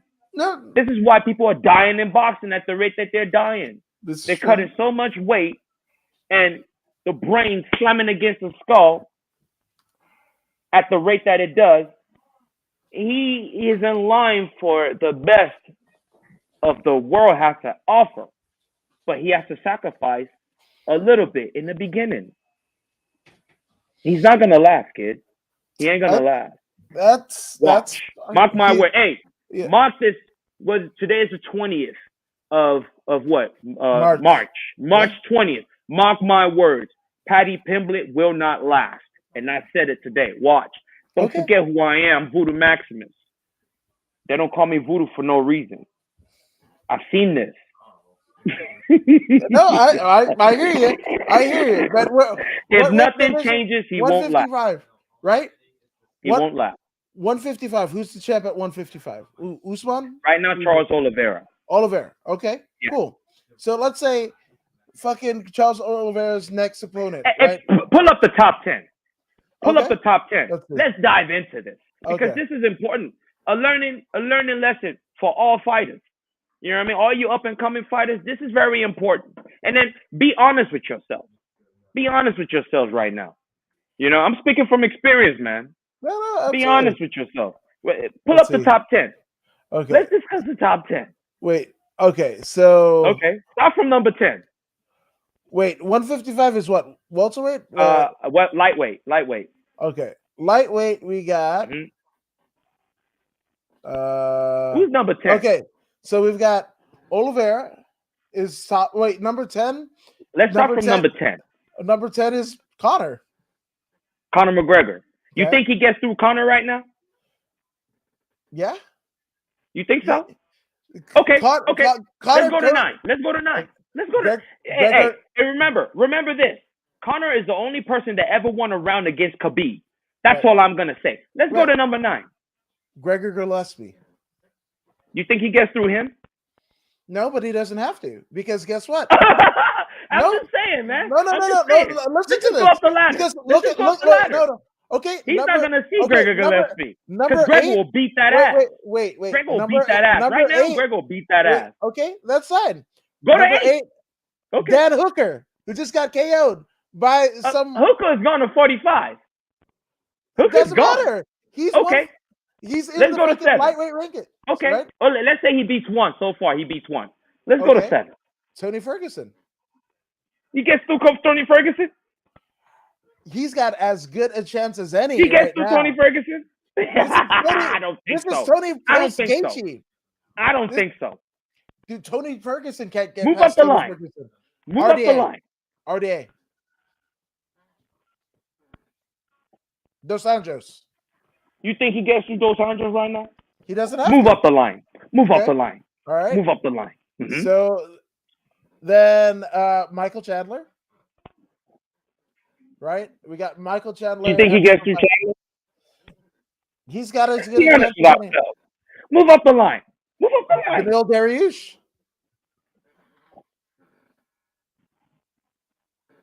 That's a good Vote fight. line. Death. So far, it's death. So this is the Death only and person where destruction for this I will Death and agree that he destruction. can't. Let's keep going. Let's keep going. Makachev. Yeah. Makachev is 3. Islam, He's not getting through Makachev. I you guarantee damn you right that. he ain't getting through. Okay. Move up. Poirier. You tell me. I think Death. it's a good Death. fucking chance. And Death. Gaethje is the number 1 He's contender. really dead now. He's really dead now. He's dead with Gaethje? He's dead with Gaethje. What you gonna do to Gaethje? Take him down and submit him? Good luck. Good luck. All right. Good luck. Good luck. Gaethje, He's not ready, bro. but you're looking at talk about somebody who's wait, you talk about Paddy Pimblett and the fucking brain matter. I'm saying he will get smashed by the top 10. Listen to me. With the exception of Dan Hooker, who's now a 145er. You said that Paddy Pimblett is doing long-term damage, which I don't disagree with you. Every last one of them dudes would do the kind of damage that I'm talking about right now. Okay. Every last one of them would damage But Gaethje, who's the number 1 fucking contender, right, is a fucking wrestler who decides. It doesn't make it okay that he's doing that kind of damage to himself. No, you remember, I don't subscribe to that style. I agree. I am a complete fighter type dude. Right. The least path of damage is what I'm talking about. Okay. And there's a series of events that must take place before you can reach this, right? It all starts with how well you take care of your body. And he's not doing that, which is the most important. Without that body being in tip-top shape, you're done. You're not going to last. Here's the deal, right? Yeah. If we go Conor 10, right? Conor beats him. This is Conor. This is wait. Conor beats the hell out of him. Conor knocks him the hell out. In 2022, if these cans can touch him and stun him, Conor would knock his block off. Wait. Come on. Wait. Hey, because Anderson Silva did. Wait, because Anderson hand shot. Because Anderson Silva was so much better after he broke his leg, right? That's what you're saying. Because Conor McGregor broke his leg. He might be in physical shape. But Anderson Silva wasn't fighting a bunch of cans. Anderson Silva was fighting the number 1 contender in the world. Okay. He's fighting top 10 fighters. No. But I'm just saying the mentality after a leg break. Stunned. This guy's getting the mentality after a fucking leg break. Bottom feeders. No. Come on, man. I'm not talking about hyperbole or things in the past. Conor dropping 2 fights to Poirier. A number 1 contender. Look. What number is Poirier right now? Poirier's number 1 or 2? 2. That's a tip-top fighter, bro. This ain't no easy fight. Conor's fighting real men. Not to say them other dudes ain't real men. The cream of the crop that rose to the top. That's what Conor's facing every day of the week. Wait. Conor ain't talking to somebody below the 15. Conor ain't talking. Hey, Conor's calling for Usman right now. He's calling for Usman right now. Conor ain't taking no easy fight. Conor ain't had an easy fight since who? Brigham? Huh? Brigham? Brigham. What's that guy's name? Brigham? Something like that. That was the last time Conor had an easy fight. Huh? Are you? Yeah. Huh? Brigham. The guy named Brigham. Something Brigham or something like that. No, I'll give you one. Who? Donald Cowboy Cerrone. Cowboy ain't no easy fight. For Conor? Cowboy is not an easy fight. Listen to me.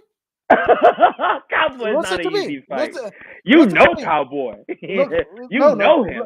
But this is Cowboy after the wars, and this is where I'm basing my arguments. It still doesn't make it easy. No. But Cowboy is a slow starter. That is a fucking remember, right? They couldn't justify giving Cowboy a fucking title shot. So him getting Conor and the Conor money was essentially his title win that they could bestow of him. That was the narrative that they were telling in the fucking fight. Right?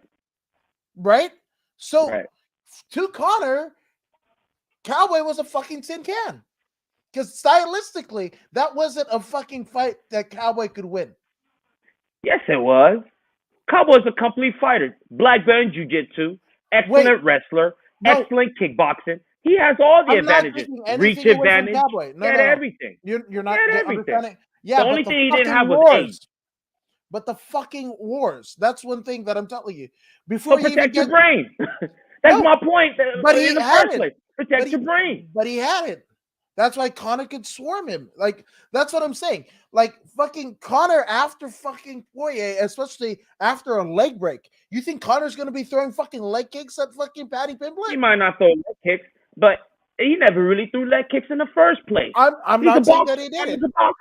Yeah, right. He's a But boxer. you need your fucking footwork to be the boxer that you are, aren't you? He's got enough money to rebuild that leg. Titanium alloy.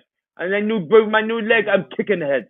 Titanium alloy. He's got titanium alloy in his legs now. I'm just saying. In his left leg or whatever No. shit it was. Okay. He's got titanium alloy. He won't have any problem Okay. moving. So I'm not for worried me, about his movement. He Paddy might never Pimblett- kick again with that leg, but I'm not worried about his movement at all. Movement's gonna be fine. This is 2022. Okay. We've got excellent medicine now to rebuild the body, Okay. and he's got the money to pay for what the best Okay. science can buy. Okay. You know what I'm saying? So, out of the top 10, right? If Mhm. if Connor's top like a 10th place, he actually beats Connor because Connor isn't the same dude that he was at. Man, this guy cannot see Connor, man. Now with the amount of liquid in his brain, bro, Connor just needs to touch him one time. You're thinking One Connor, time and he's out. You're thinking Connor. One time. Madison Square Garden, Eddie Alvarez. That Connor. You're thinking Connor that knocked out Aldo, right? That's the Connor. It's still the same. It's still got the same power. No, See, power don't go away. Yeah. That's what you gotta realize. Power does not go away. Power does not go away, man. And it only takes one shot from Connor to knock a dude like this out. Okay. Hey, man, he's getting stunned by people who have no accuracy. Okay. Zero accuracy, getting caught by dudes with no accuracy. What's he gonna do with a dude with accuracy and power? So done. Here's what I'm saying. He's right? done. Okay. Done. Okay, so that means everybody else when Joe Soto, when Renan Barao got fucked up and couldn't do the weight cut or whatever, and they pull up Joe Soto to fight TJ Dillashaw for the bantamweight title, that means everybody else was bums above Soto, right? Because Soto was able to do a 5-round fucking decision with the champ. I mean, if we're using that logic, like, hey, but that was a short notice fight for both of them. Yes, he was the champ, but he's fighting someone he never got to study. That's one. Two, TJ Dillashaw does not have knockout power like that. Not like Conor. This is Conor McGregor we're talking about. Just because he's been losing lately, don't sleep. We haven't seen Conor post leg break. 2-time champion. We haven't seen.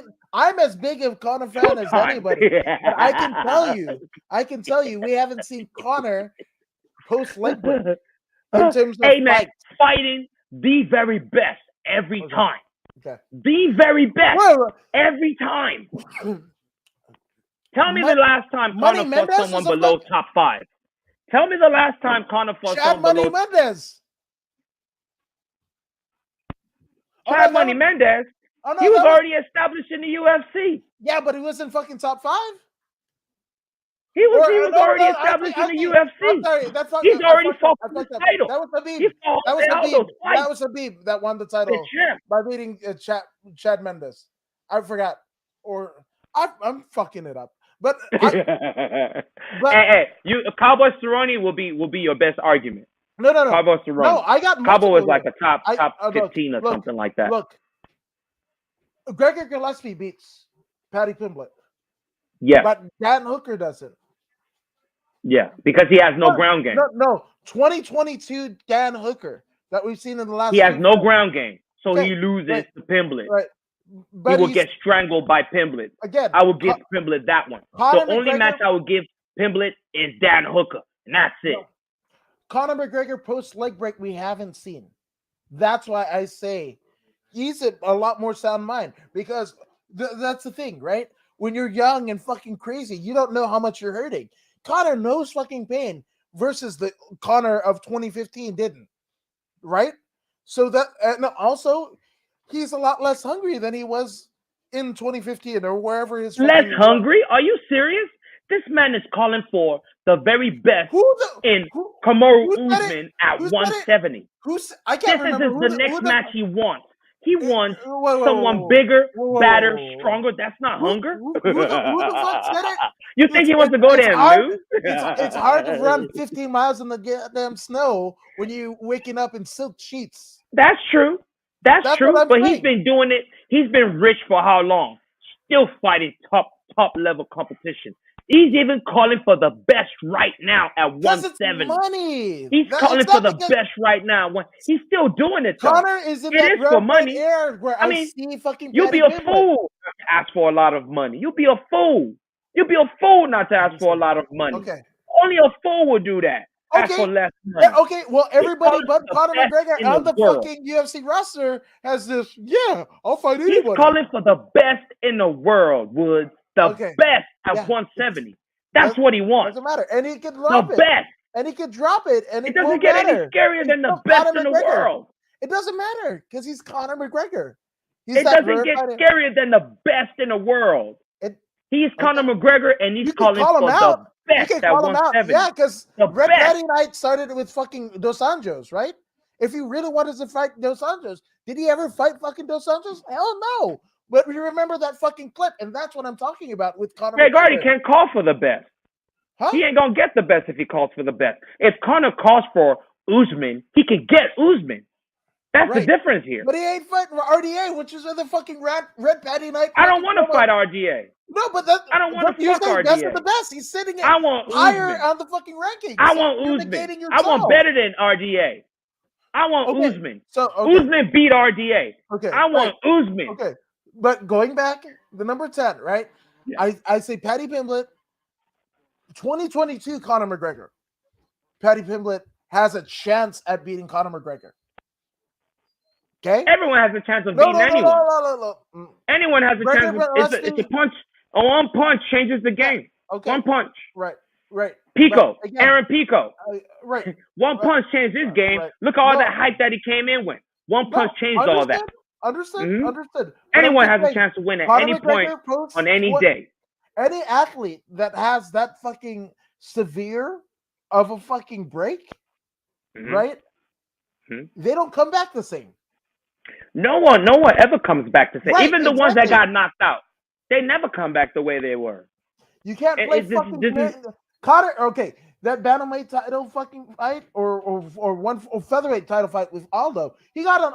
Yes. Conor's skill, his, everything, whatever. But he also got into Aldo's head. That's like Aldo was in the back for an hour crying that he fucking lost. Unconsolable. You watch the footage. He's in the at least 45 minutes. But one thing that you're disregarding is the timing.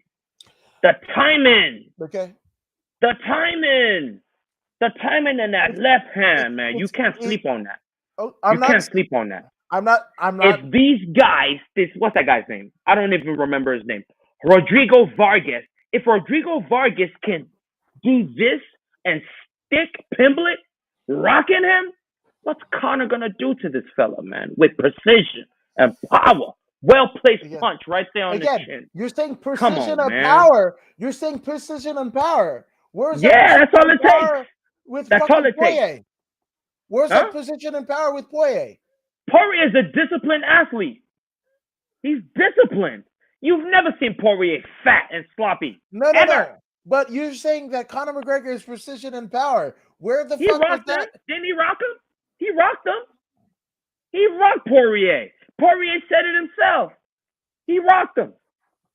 That's why he started shooting. Okay. That's why he started shooting. But again, he rocked him. But again, two Poirier losses.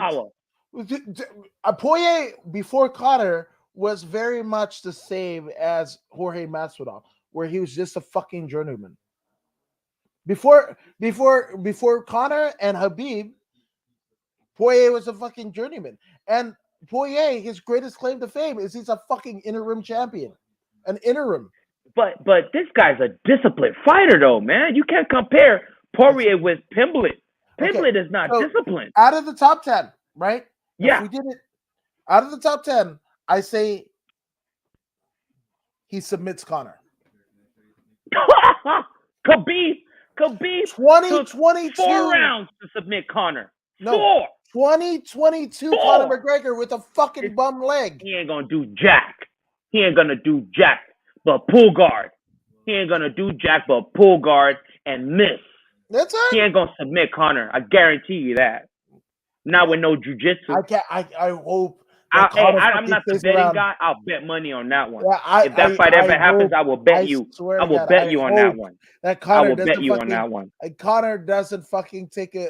I will bet you on that one. Doesn't retire. I will bet you on that one. Okay. And you know that fight will happen too. It will happen. So. I fucking. That will be the biggest fight in European history. No, 100%, right? That will be the biggest fight ever. Okay. And it will happen. You wait and see. Okay. So in my pick out of the top 10, right? I already said Conor, right? That Paddy has Conor. He doesn't. Right. Gregor Gillespie in 2022 is better than Conor McGregor, right? So unfortunately, Paddy. Gregor Gillespie. Yeah. So and he's not a name, whatever the fuck, whatever. He's not, whatever. But he beats Paddy, 100%. No disputation, right? Right. Dan Hooker, Paddy beats him 100%. Ferguson, it goes to a decision. You know why? Because Ferguson beats him with a decision. However you slice it, Ferguson beats this dude. He ain't gonna out-grapple Ferguson. No. Come on, I'm not saying that. Ferguson again is different, right? His jiu-jitsu ain't different. No. His jiu-jitsu ain't different. Okay, so this. What? Okay, so here's the deal. Ferguson could be the new fucking Usman Paul Harris. Hey, right? Ferguson's gonna fight real soon. He's not. Ferguson's gonna fight real soon, and he's gonna make you respect him again. No, I don't want it. I don't want it. But he's gonna fight. No. He's still gonna fight. He shouldn't. If you give a shit about fucking CTE, you don't want to fucking. Hey, but the fact of the matter is, he's gonna fight regardless of how I feel. The same way Paddy Pimblett is gonna eat and stuff his face, regardless of how I feel. Right. So right? I hope as a mercy kill, somebody knock Ferguson dead dick in the dirt so we can. It ain't gonna happen. No. And it ain't gonna be by no Pimblett either. Okay. No, they're not gonna do Pimblett because they're gonna protect him. That's just what they do, right? We're saying fucking what is it? Zuffa boxing. That's what Dana wanted to do and everything like that. That's what they're doing with Paddy Pimblett. Like the boxing, they fucking protect their guy until they, gets good win streak going or whatever. Obviously, doesn't fuck up Dos Anjos. No. Doesn't fuck up Chandler. No. But he's in there with Dariush. Death. Dariush will murder this kid. Murder. I think he's got a chance. I think he's got a chance. What happened to Dariush last night? Do you not understand that Dariush is the number one contender? If he would have, he's not up for number one contendership. Yeah, but for the title. But didn't something happen with Dariush? Dariush is top 3 right now. What happened to Dariush's last fight, though? What happened? What happened? He won. Didn't he get sick or some shit? Where they had to fucking. He broke his leg in practice. He got hurt in practice. Yeah. That's why he didn't get the Islam Makhachev fight. Okay, so that's what I'm saying. Well, so what are you saying? No, I don't get it. I don't get it. I don't get it. Dariush will murder this kid. Dariush will murder this kid. I respectfully disagree. Dariush will murder this kid. Are you serious? This is Dariush. Now Poirier kills him too. Poirier kills him too. Poirier. What Poirier, right? That fucking, I want to be a champion. He sees scary ass Oliveira waiting in the wings and it's like, that Conor apparently looks good. That was a money move. We both agreed that was a smart move to make. Remember? Right? But that was a money move. That's the reason why I don't like Poirier. Hey, look. He talks out of both sides of his fucking mouth. Hey, man. He fights for the title. He wins the title. Let's just say he won the title and he skipped the Conor fight. Let's just say he fought Khabib and he beat Khabib. How much is he going to get paid for the Khabib fight? Nothing. Exactly. He fights Conor. He becomes an instant millionaire. Millionaire. And then after he beat Conor, he got the title fight anyway. It's a win-win situation. No. He got paid twice. It Fucking, was a win-win situation. We he's a set up joke. another Poirier is a payday. joke. Poirier is a joke. Poirier, oh, come on, Poirier is a man. joke. Hey, He's a come great on, fighter. man. He's a great fighter, but he's a joke of a person. He's a joke. He might be a joke of a person, but we're not talking about that. We're No, talking to me, about his fight skill. yeah. His fight skill His jokey beats ass. Pimblett. Beats him. Smashes him. Smashes him. Smash. You're talking about another precision fighter, bro. Not only a precision fighter that puts people out with combination strikes. Oh my God. That's Poirier beats this kid. Easy. The Easy. and Easy. see, I'm actually going to fucking put it a spin, right? The fact that Poirier, right, he can't fucking battle his demons, right? That he has to be in peak physical condition at all times, right? It's just Patty can fuck It's around common and get sense. that. He's a professional. Just saying. Common sense. Patty's mine. Common sense says. And he's not a fucking Oxford fucking graduate, as Patty Pimblett is. I think, nah, man. Hey, man. Hey. Pimblett is listening to you right now, Woods. Do not give this kid bad advice. He needs to discipline himself, man. He's listening to you right now, man. He's listening to you. He needs to bring his ass on the show. That's what he needs to do. And everyone out there, make sure you forward this footage to Patty Pimblett. Sure. He needs to get his shit together. He needs to get his shit together if he is to become a major mega star. If he wants to make it that far, he needs to get his shit together. And it starts from his temple. If he doesn't get his temple together, an average Joe will knock his block off before he can reach superstardom. Right? And that's what's going to happen. And he can't fucking draw flies to fucking shit. So I'm just saying. Just saying.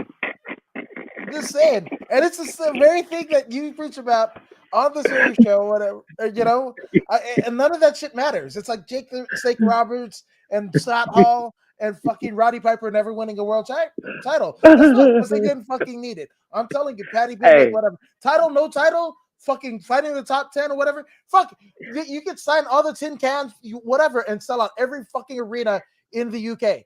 Fucking. Do you realize Patty Pimblett versus me draws 100,000 people at fucking Wembley Stadium? Do you realize Conor McGregor don't ever have to fight again after he fought Mayweather? Yeah. But yet he fought all these killers. Okay. And I don't know why. He didn't do it for money. I don't know why. You realize he doesn't fight for money anymore? Yeah. But again, he's still coming back asking for the toughest competition. Right. But again, this is Conor post-leg injury. Again, we know he's still calling for the stiffest competition. From baseball, from fucking Bo Jackson. Nobody fucking comes back from that fucking shit. How much damage? Hey, Pimblett has taken more damage in his 2 UFC fights than Conor McGregor has since he lost the title. That's okay. That's absolutely That's fine. Not okay. But, no, he just started, and he's already taking massive damage. But again, he doesn't have to. Getting rocked is not a good thing. No, I'm not saying it is. I'm not saying it is. But did fucking Brock Lesnar have to fucking inch his way up the fucking ladder and fight every fucking top 10 that whatever to get the title? Brock Lesnar was thrown to the wolves. Right, but immediately thrown to the wolves. Right, but that's what you can't do that with Patty Pimblett. He'll get knocked out. I don't care though. That's what I'm telling you. Patty Pimblett. So what about him? Patty Pimblett versus fucking Gabby Garcia draws 100,000 at Wembley. It will draw. And he makes his million. He makes his millions that way, and he retires. His drawing ability is not the thing in question here. It is his lack of discipline. His lack of discipline that would lead him to longevity. That's the problem. Sometimes longevity is my primary focus for all these fighters. All right. Get in the game, make as much money as you can, get out with at least injury as possible. Okay. That is my absolute focus for all fighters. And he is en route to not even making it to the top of the mountain. This is my grievance with the kid. He doesn't have to. And the fact that he lacks discipline now, when he's fighting tin cans, what's going to happen when he starts fighting real fighters? Top 10 fighters. He's dead. He won't make it to the title. He doesn't He won't. have to though. How the fuck? Yeah. Oh, look, how the fuck is Ariane Celeste the Okay, fucking okay. I think I understand octagon your girl? point now. From a money perspective, he doesn't really have to worry Right, because he'll make a lot of money. exactly. But why make a lot of money and take a lot of damage I ain't on the Patty way to making Pimblett. a lot of money? I ain't Patty Pimblett. Why fucking do coke and fucking crash into pregnant women and then fucking run off and then remember that the coke and the cash are in the car and you run back like a gazelle in the night only to get chased by Albuquerque PD again? I don't know, but he fucking did it. That's Jon Jones, right? So that's fucking Daniel Cormier. You know, same deal. Like it, same. Like again, you got to look at everything at the totality. We've seen the Patty Pimblets before. We've seen like you remember the fucking Tailgate with Daniel Cormier, right? DC almost not making weight, and he fucking leans on the damn thing. You know, leans on the. Right. That's what I'm talking about. Like you don't need to be this fucking peak physical condition. It's nice, but is that a component to a star? Fuck no. DC would have never gone down if Cain Velasquez wasn't in the way. He Right. didn't want to fight his teammate. That's why he went down 25 pounds or Right. whatever, Yeah, however no, many pounds he went down. 100%, and he wrecked shit there. He was But forced to go down. but he was doing what was he doing? Right? World MMA Awards, right? They have the segment, whatever. It's all about the cake, all the cake and chicken, right? He's That's a just, heavyweight. DC's a no, no, heavyweight that went down no, to no, light but heavyweight I'm to just avoid fighting his friend. right. It would have I'm happened. just saying. Collision course with Cain. I'm just saying. This Like, guy has nothing in his way. we're living in a fucking era of Sean O'Malley and the fucking Paul brothers. How many fucking top 10 people have the fucking Paul brothers fucking fought? And they're gazillionaires in the fucking Right. fights. In the fucking fight world that everybody wants to be a consummate professional that ain't drawing a fucking dime. That's what I'm saying. You don't have to fucking fight the top 10. You can fight tin cans the whole way. You can be a goddamn sideshow and still sell out the fucking Wembley Arena. Like Hey, but that's the problem still remains that this guy is getting rocked by tin cans. That's Don't you fine. see the problem there? I'll take a hit here on KO for 50 G's, which he got last night. Right? But he doesn't have to. You ain't got a choice. You ain't got the skills that he's got. True. So you can take that kind of shot. I He don't know. doesn't have You got a to. glass jaw. He's got skills. He's got skills. He's got skills. He's a professional fighter. Why is he fat? I don't care. He's a wild motherfucker. Why does Jon Jones need coke? You And could be women wild. are- You could be wild and not be fat. Still, it's the Do same. you realize that he's getting stunned by That's right. by young fighters because he That's lacks right. enough liquid in his skull? That's again. That's why he's getting rocked. right. What do you think happened to Dan Hooker? Dude, if it mattered that much as Patty Pimblett, he'd be doing it. It don't matter. Well, to him. somebody needs to be talking to this dude. Who's gonna talk to him when he's winning? Somebody needs to be. But why is he taking this kind of damage this early in the game? I don't Doesn't know. make any sense. It doesn't, but it doesn't have to though. You're using common sense in a uncommon situation, and that's what I'm trying to say. That's the totality of my argument here. Is Patty Pimblett is different. And you see this guy beating Connor? I don't think so. 2022 Connor with the fucking broke ass leg. Yeah, he can't beat Connor. So you're saying that the mindset of Connor in 2022 is He stronger cannot than beat that? Connor. Wait. He can't be. Hey, if he had the same mindset as Wait. Connor, he would have taken the Ili Topuria fight Listen, immediately. listen. You throw hand sanitizer Okay. at me, Okay. and I have So- that kind of confidence in my skills, Okay. I'll take that fight. Okay. Why so- he ain't fighting Topuria? Why Okay, didn't he so- call out Topuria? So are you saying Call out Topuria? the mental If you that aptitude, good. the mental aptitude of Conor McGregor in 2022 is stronger than that of Anderson Silva post the Chris Weidman fight where he breaks? Yes. Yes. Are I you don't see serious? Anderson Silva calling out the champion in heavyweight. He never did. He never didn't called out the have champ. to. He didn't have to. Man. He Hey, was you like front- this kid too much. You're No, letting no, no, your no, love of no, this no, no, kid no, blind you. Don't no, let him Jedi mind no, trick you, no, man. no, no, no, He's setting himself no. up for There, failure, and there, he's are, gonna fall hard. there are more people in the UFC alone that I like more than Paddy Pimblett. I'm not, I'm not a fucking bandwagon, whatever.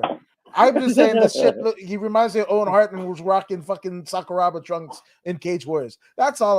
Right, That's all I got. That's all I got on right, him. But again, you don't right, have to, right?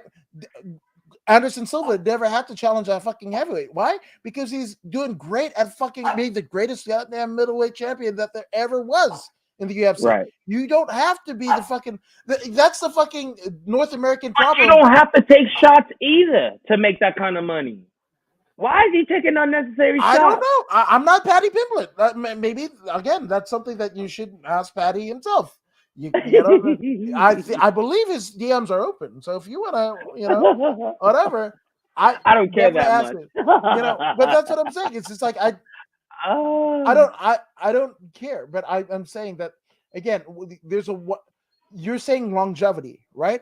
But right, sometimes there's lightning in a fucking bottle. Okay.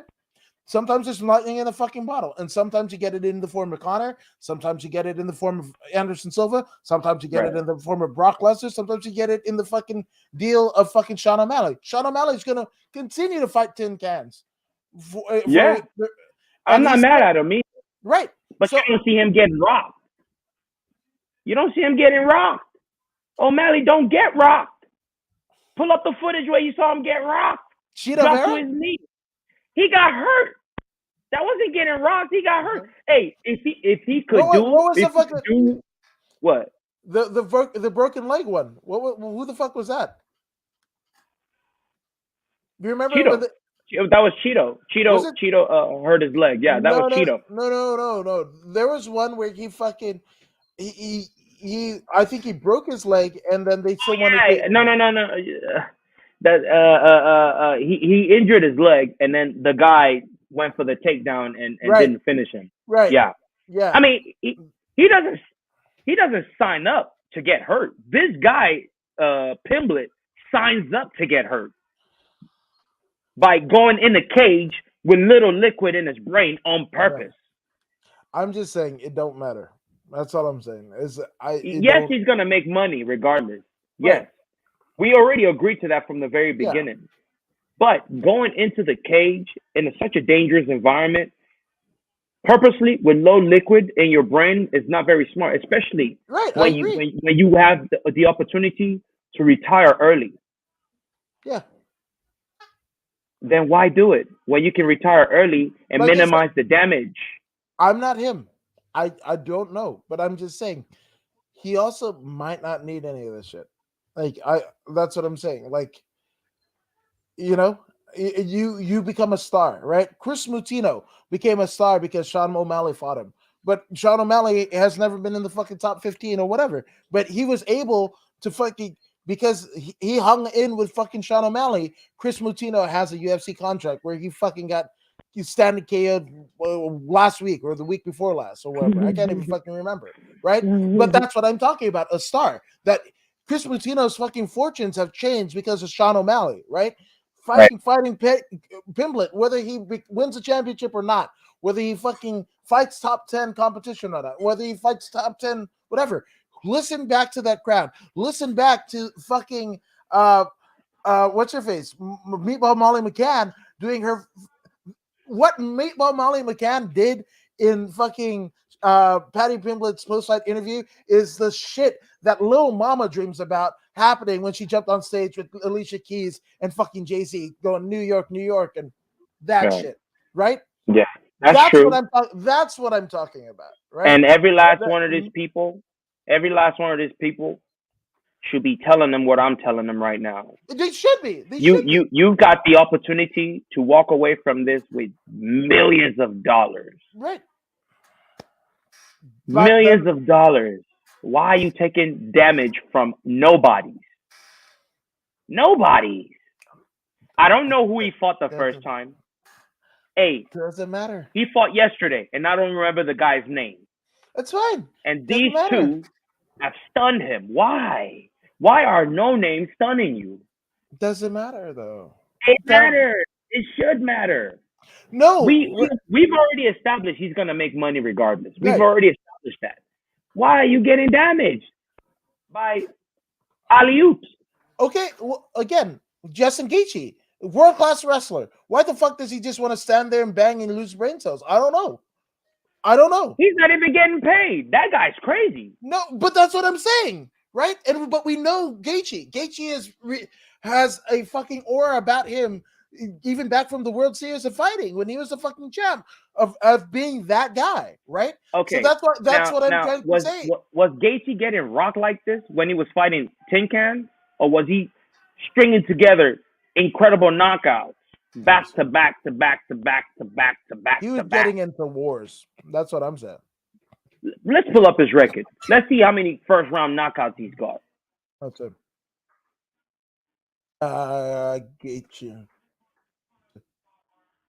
Highlight Gaethje, right? So he's Mhm. 23-3, right? Mhm. Mhm. So obviously we know the Michael Chandler one, right? And Mhm. how that was a unanimous decision, right? Lost Mhm. to Habib. 5-round fight with Tony Ferguson where they look like goddamn extras from The Walking Dead, the both of them at the end of it. Tony Ferguson was No, the no, one but that got still, that's a smashed fuck. up. Tony got smashed up. He didn't. What? He He hey, got fucked up. His muscle fucked up. for the level of fight that was, Tony took 70% damage compared to Yeah, his I 30. agree. But fucking Gaethje did That get was hurt. necessary damage. But Gaethje did He get had hurt. to. That's my problem. I mean, I he's mean, fighting that's my Tony point. Ferguson, man. This is Tony Yeah, Ferguson. This isn't right. some tin can. Okay, so This is Louis. some tin can. Okay, Luis Palomino, right? Who's now with That ain't BKFC. no easy fight either. That's I'm a not saying champion. it's not right. I'm not That's a saying it's not champion. right. hmm Melvin hmm Gillard, when Melvin Gillard, this is 2014 Melvin Gillard, where he's That's a on the that's a skids, tin on the can. That's a tin can Melvin Gallard. right. Okay, That's a tin can right. Melvin Gallard. And then Nick Newell, right? Nick Newell, The guy one-handed, with one arm. yes, and he KOs Nick Newell second round of World Series of Fight 11, right? So, and then yeah, a lot of his fights are first or second round, right? He's dominating everybody, bro. No, no, Dominating. I'm just saying, Devastating fashion. devastating fashion, but Devastating devastating everyone. brain injury, man. And he never got rocked in none of them fights, though. Okay, He don't get rocked by amateurs. He okay, don't get rocked by tin cans. it doesn't matter because if that's He the came case, into then the UFC okay, and took difficult fights immediately. no, no, I'm not saying that. I'm not saying that, right? But And it's the same. okay, so then the fucking spinning back fist of a what's that guy's name? God, I can't remember his name. The fucking Long Beach guy that fucking knocked out King Mo. So he's a world class striker because he fucking hit King Mo with the world's slowest spinning back fist. He Is that fought a formidable opponent. He didn't fight a tin can. who is King Mo picking was a that mother? formidable opponent. No, no, no, no. I'm saying King You Mo talking about was. Emmanuel Lewis, right? Yeah, Emmanuel Lewis or something like that? Emmanuel. It's not Lewis because Emmanuel Lewis is Emmanuel Webster. something. Yeah, Emmanuel something. Yeah, That guy. Newton. Emmanuel Newton. Newton. Newton? Yeah, Yeah. right. That's he didn't So fight a tin can. This guy's fighting tin cans getting rocked. Two no, fights he's been Newton rocked. was the tin can that they brought in for fucking King Mo to smash. And what But happened? Newton was a defending champion. He ain't no tin can. What? He was a reigning defending champion. Pull him up. He defended Emmanuel his title. against King Mo? No, that's not the way that I remember it. So where is it? King Mo Lao, right? So yeah, that was he wasn't a champion. He won the championship because of that. But he defended his title. So he He ain't no tin can. He won this title. He after defended his title. yeah, the Yeah. Mikael Zayat. Yeah. Beating Right. beating King Mo set him up for the title Yeah. shot. And Right. then he But won at the and then time he defended. but So he ain't no tin can. no, but at the time he was. That's what that's almost the fucking shit of the brawl for all. Where they were like, we're gonna make this fucking brawl for all, so fucking Dr. That Steve Williams is gonna be fucking badass and whatever, and then he gets fucking KO'd by fucking Bart Gunn. That's what I'm talking about. They brought him in as a tin can to fucking fight King Mo. Well, little did King Mo know that they were bringing That's what a I'm saying. real fighter in That's what to I'm fight saying, him. though. That's what I'm saying, though. So, you know, But this whole card was full of alley oops, gimmies to all them Europeans. They that's all fine. got gimme fights. That's great. Every last one of them. That's great. And guess what? Fine. Then guess what? You have a territory in the UK, which is what Dana White wanted to do anyway, right? Yes. To have a performance institute in the UK, in China. This is what you're supposed to do. Right. This is what you're supposed to do. But not all of them has the opportunity to be a megastar. Only one. And that one is so reckless that he is getting rocked by tin cans. This is a problem. What? It's a problem, but it's a problem not going that to he matter. needs to really focus on. Unless because the next one, third time could be the charm. He'd go to sleep by a tin can. Okay. Short of dying, I think Paddy Pimblett is going to be okay. But he'll never reach that superstardom, man. If he gets knocked out by some tin can, please. You mean to tell me Connor had to win the title to reach superstardom. So what you're telling me? He'll be a superstar. You're telling me he'll be a star, but he'll never reach superstardom. You're telling me that fucking Arnold Allen sold out that fucking O2 Arena in London, right? Arnold Allen ain't he ain't on the caliber of Pimblett. He doesn't have the mic skill. Okay. He doesn't have the Trinity. Right. Okay. This kid has the Trinity, but he's lazy. Again, it's a problem. This is what I'm saying. He would never reach superstardom because he's lazy. So again, Allen, co-main event, right? He doesn't have no mic skill. Okay, but here's the thing. And then Aspinall and Volkov. So who sold he ain't got no mic skills either. Okay, so who sold the fucking deal? Who did? Pimblett sold it. That's what I'm saying. But he ain't gonna reach superstardom. He ain't gonna reach superstardom. Not getting robbed by these amateurs. Okay. Come on, man. It doesn't matter. Come on, man. Because Ronda Rousey's fucking pulling shit, whatever, calling herself the baddest woman in the when Ronda Rousey got those alley hoops, what she do with them? She never got touched by any of them. This is what I'm saying. No, but here's the thing. This is what I'm saying. She never got touched by an alley hoop. The WWE calling herself the baddest woman in the product, knowing she got knocked out twice in a row. Right? But when she was a UFC fighter and she was getting alley-oop fights, what she do with them? Slam, goddamn dunk without getting touched. This is what I'm saying. I agree. When you're being given alley-oop fights, you should not be getting rocked by alley-oop fighters. You shouldn't. But that roar of the fucking crowd, when it happened, that is the difference. And for a little kid, they're not gonna remember him getting fucking almost starched. They're not going to remember any of that. They're going to remember the fucking sound of that. Whether you're watching on TV, listening on the radio, if that fucking still exists or whatever, that is it. You're going to remember, like, all of the details that you're talking about aren't going to matter. They don't matter to superstars. Does anybody not give The Rock a role because he lost to John Cena at WrestleMania, whatever the fuck, and tore his pec? No! That's what I'm saying. Like, I guess I'm thinking from a fighter's perspective.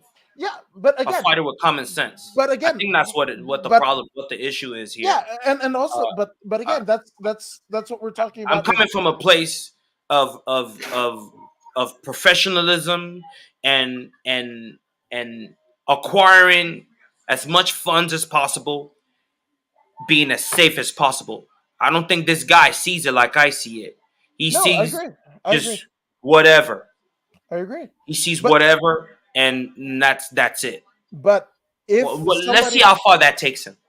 No, I agree, and I'm interested to find out as well. But the persona that he is, or whatever the fuck, could lead him into a top 15 versus a guy that is fucking working his way through the regional scene and whatever will get him a title shot. Like that's what I'm talking. He will get opportunities where straight up fighters with discipline or whatever won't get. And part of that persona is him eating and all that fucking shit and drinking at the pub and all that. Whatever. Well, one thing that I can say is when he does get injured really badly, due to You said it brain first. damage or brain aneurysm or whatever, Yeah, you said it first. he won't be able to enjoy that money I that agree. he's accumulated. I That's agree. that's my point. No, no, That's the point that I'm trying to I, make. I agree. All this will be a waste. All No, this arrogance I agree. would have cost him what he worked so hard to get. I I agree. want to see him enjoy is why I'm saying what I'm saying. Yeah. No, But as do unfortunately, I. it doesn't look like he's on pace to enjoy his riches No, in no. a wheelchair or I laying I on some bed somewhere, I I brain dead. agree. I agree. But those are the things that will endure him to a class that you got to remember. There are people that are talking about Paddy Pimblett that I've never heard talk about MMA or the UFC. You got to remember, we live in a world where the people who own the fucking UFC don't even know what the fucking UFC is. So that's what I'm talking about. And that parent company might also be one of the biggest talent agencies in the history of Hollywood. So you don't think if a representative were there You know in what this reminds me of, Woods? what? You know I teach, right? Yeah, And yeah. often I've been teaching 20 plus years. I see these kids, man. They come in with enormous potential, great potential, but they stuck in that street life. You know what I'm saying? Mm-hmm. And then next thing I know, I get a Instagram message. Yeah, man. Oh yes, he's in jail. He's in jail. He's doing 10 years. You know, so many, and the potential was there. Potential was there, and yet they went that route anyway. You know, Yeah. and it makes me sad on the inside. It makes me really really sad that I see all this potential and I see it being pissed away. You know, Yeah. this Yeah. is why we've been talking for damn near an hour about this one kid. That You one kid. know, the future is so bright, Yeah. but yet it's so dark at the same time. You know, Yeah. it's such a And sad situation. I agree. And much just wow, that's I mean that is pretty sobering, and It's so sad. hopefully the guidance in the students, much like in Patty Pimblett. And I'm not at all saying that that is the right way to go.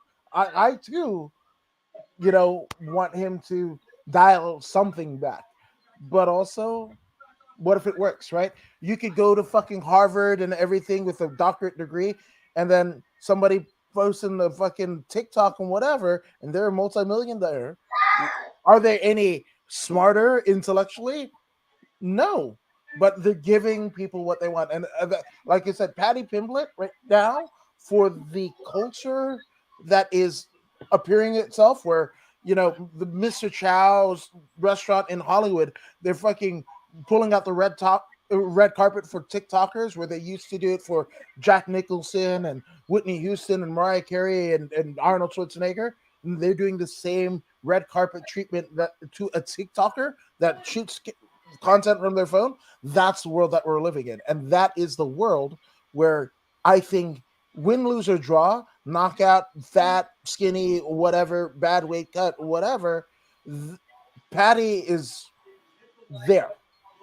Hey, You, you might not what he's forgetting is they're calling your name right now. Tomorrow, they're gonna move on to the next one. 100%, hundred And percent, this is my point. You know, yeah, 100%. invest in yourself now. So when Well, they leave, you have a nice cushion to sleep on. But hey, a man will do what a man will do.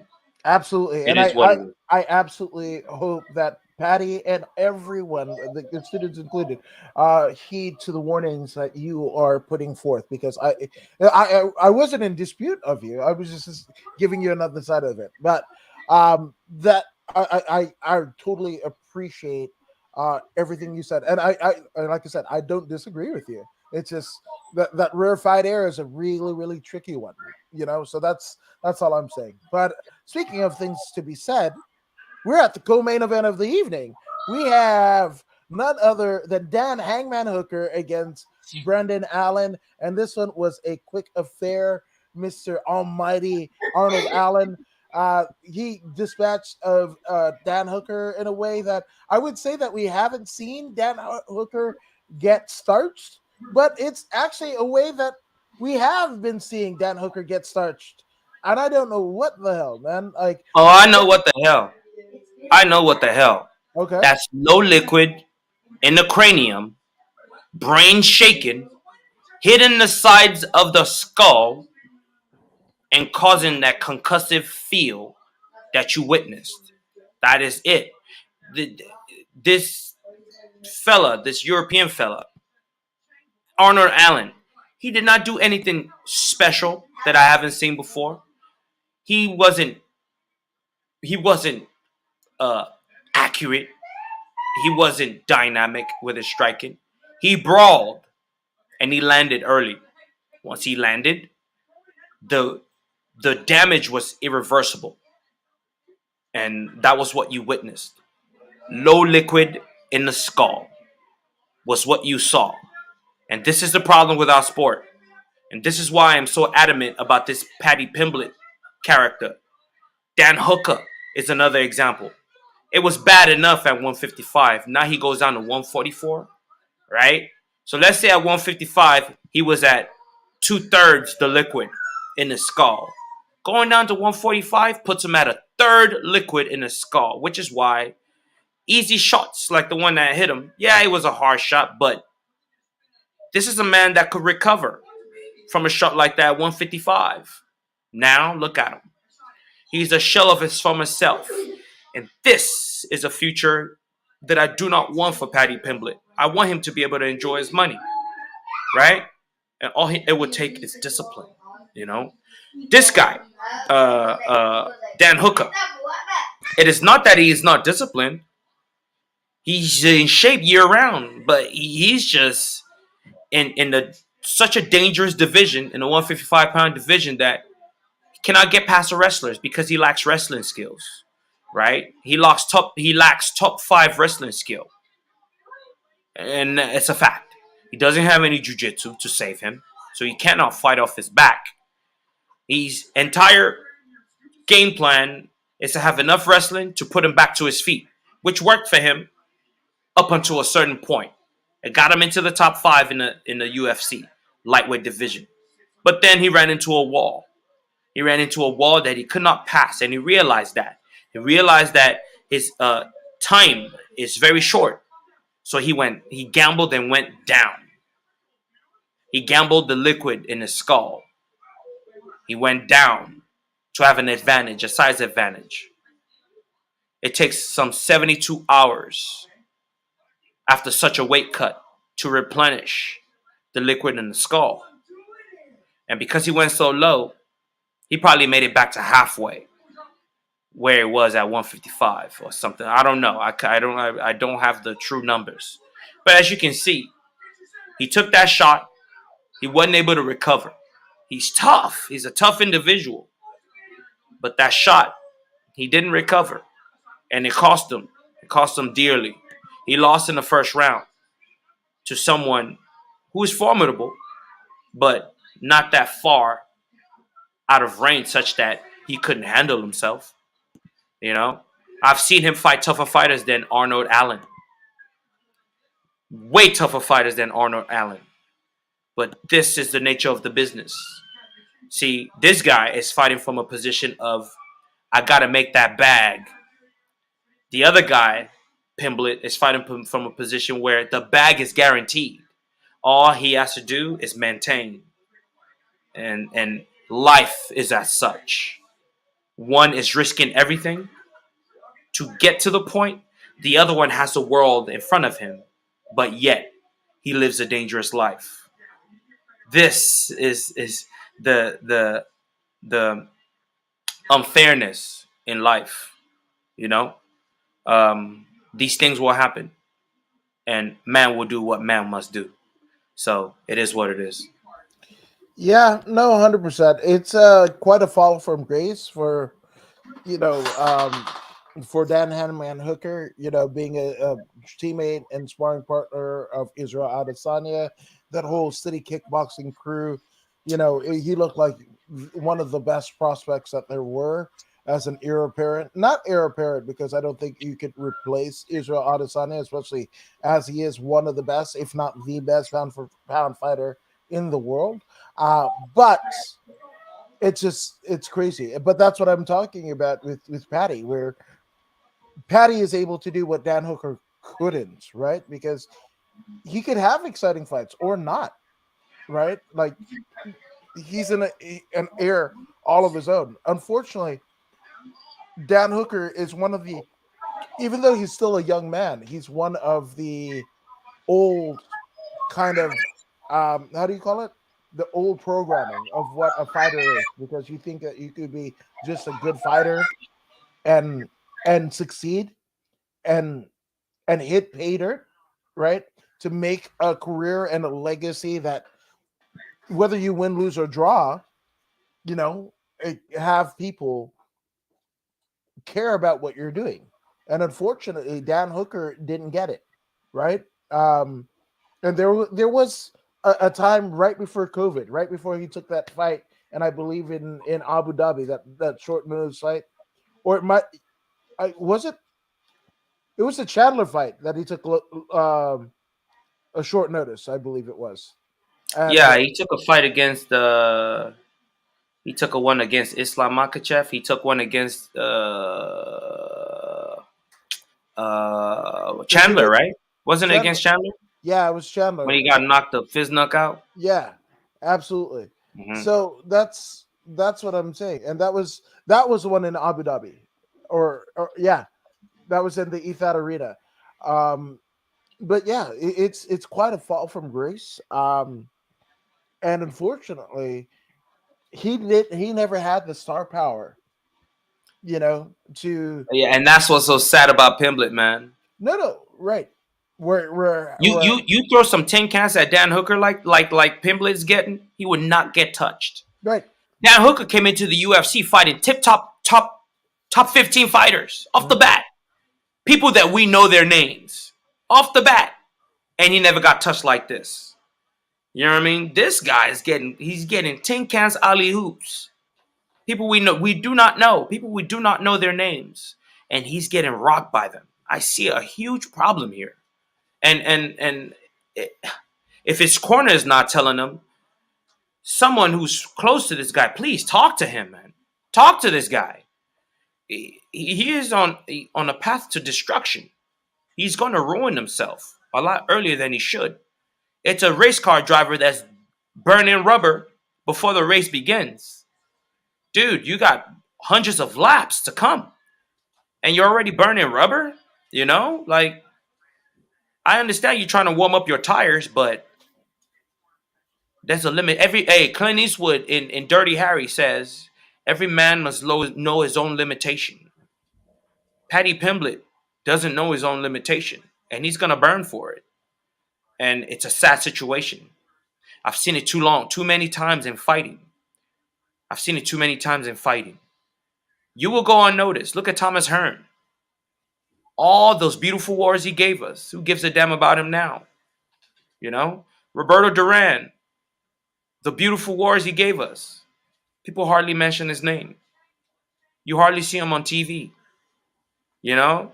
These guys gave us everything they had. They gave us everything. They're all the blood that they had, all the sweat, all the tears they gave us. Just like Pimble is giving us now. But he does not take care of himself. He does not think about the future. He's got a chance to make more money than all these people combined. And this is the issue that I'm having, you know? I want to see him live lavish. I want to see him eat caviar. I want to see him travel the world and be able to speak coherently. I want to see him live like Mayweather. But he's on pace to living like, what's that fella's name that got his brain knocked out and he ended up living in a wheelchair and then dying shortly after that? The boxer, I can't remember his name. Boxer. Yeah, You know what I'm saying? There's the just Cuban too kid. many of these stories, man. Too many of these stories, man. You're trying to please people. You better please yourself first. Yeah, Make sure your life is in order. You know what I'm saying?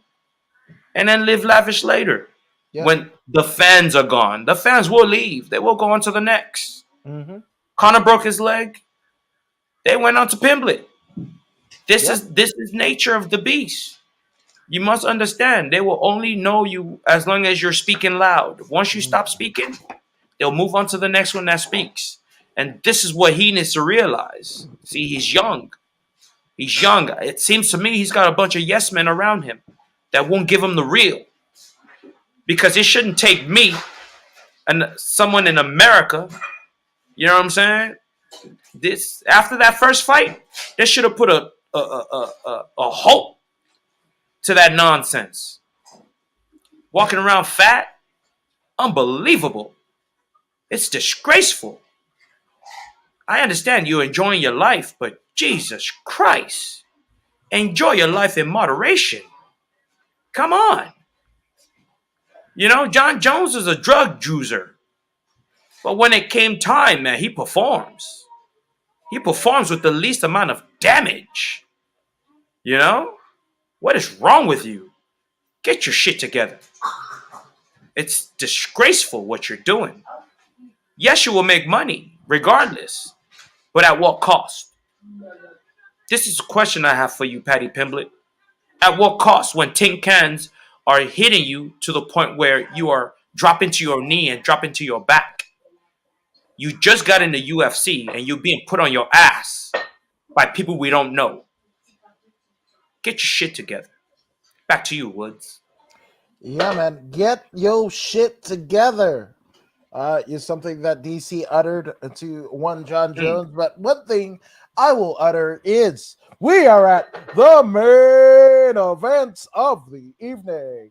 We have Tom Aspinall against former Bellator World Heavyweight Champion in Alexander Volkov.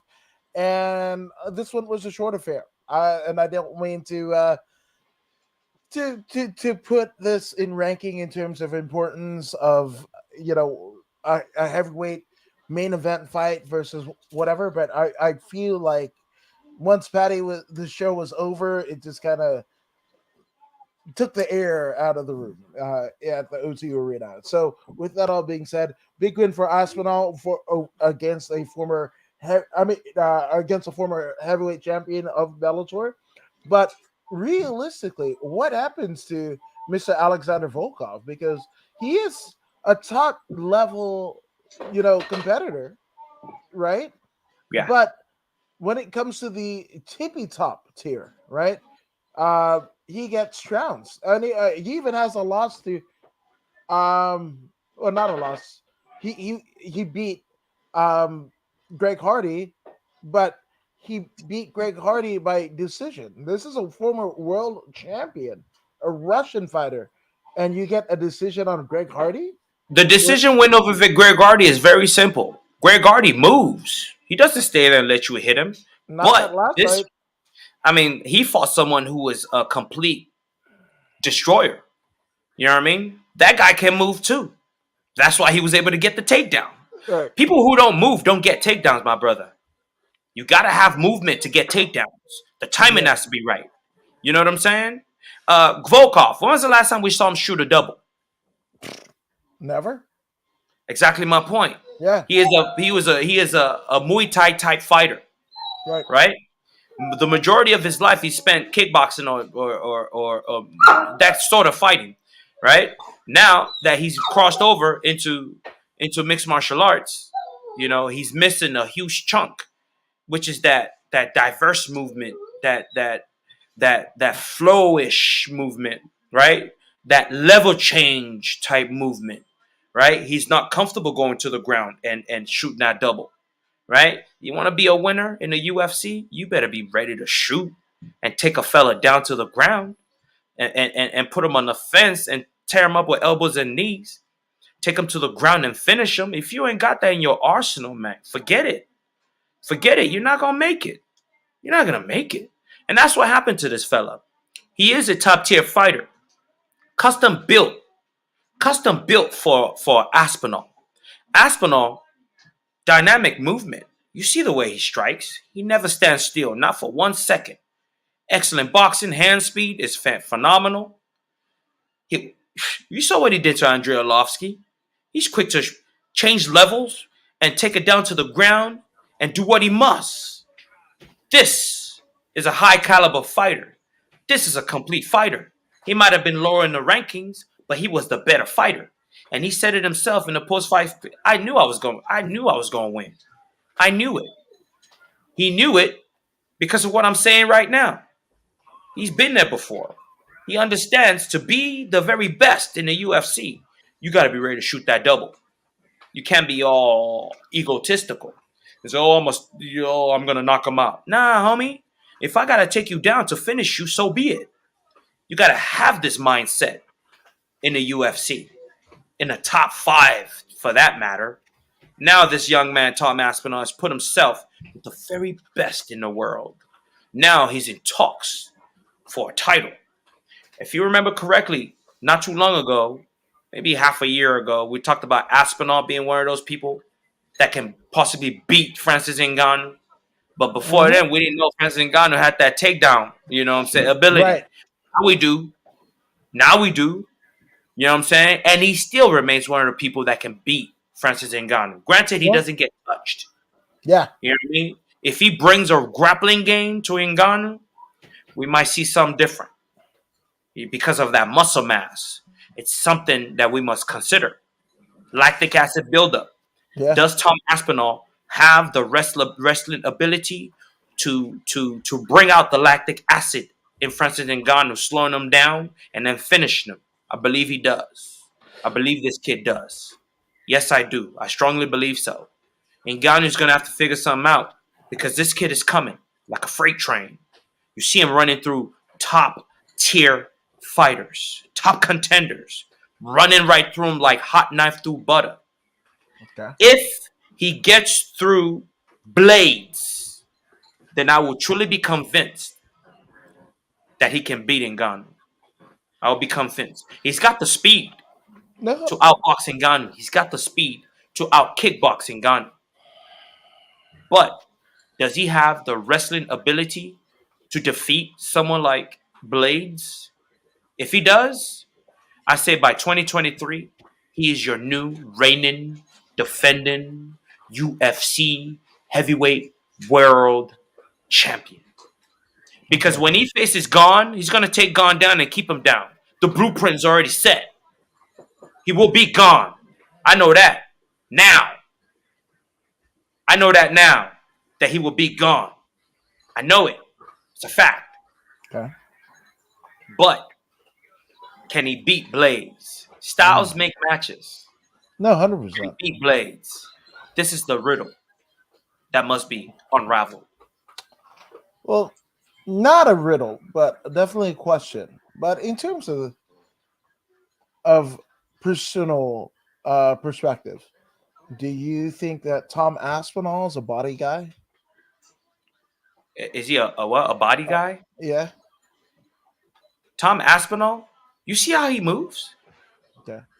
All You right. see how he moves? He's in shape. Now, That's his natural weight. okay. He's in shape. Now, He's good. He's good for 5 rounds. Francis Ngannou, is he a body guy? Francis Ngannou he's from the sand mines. He's born shredded.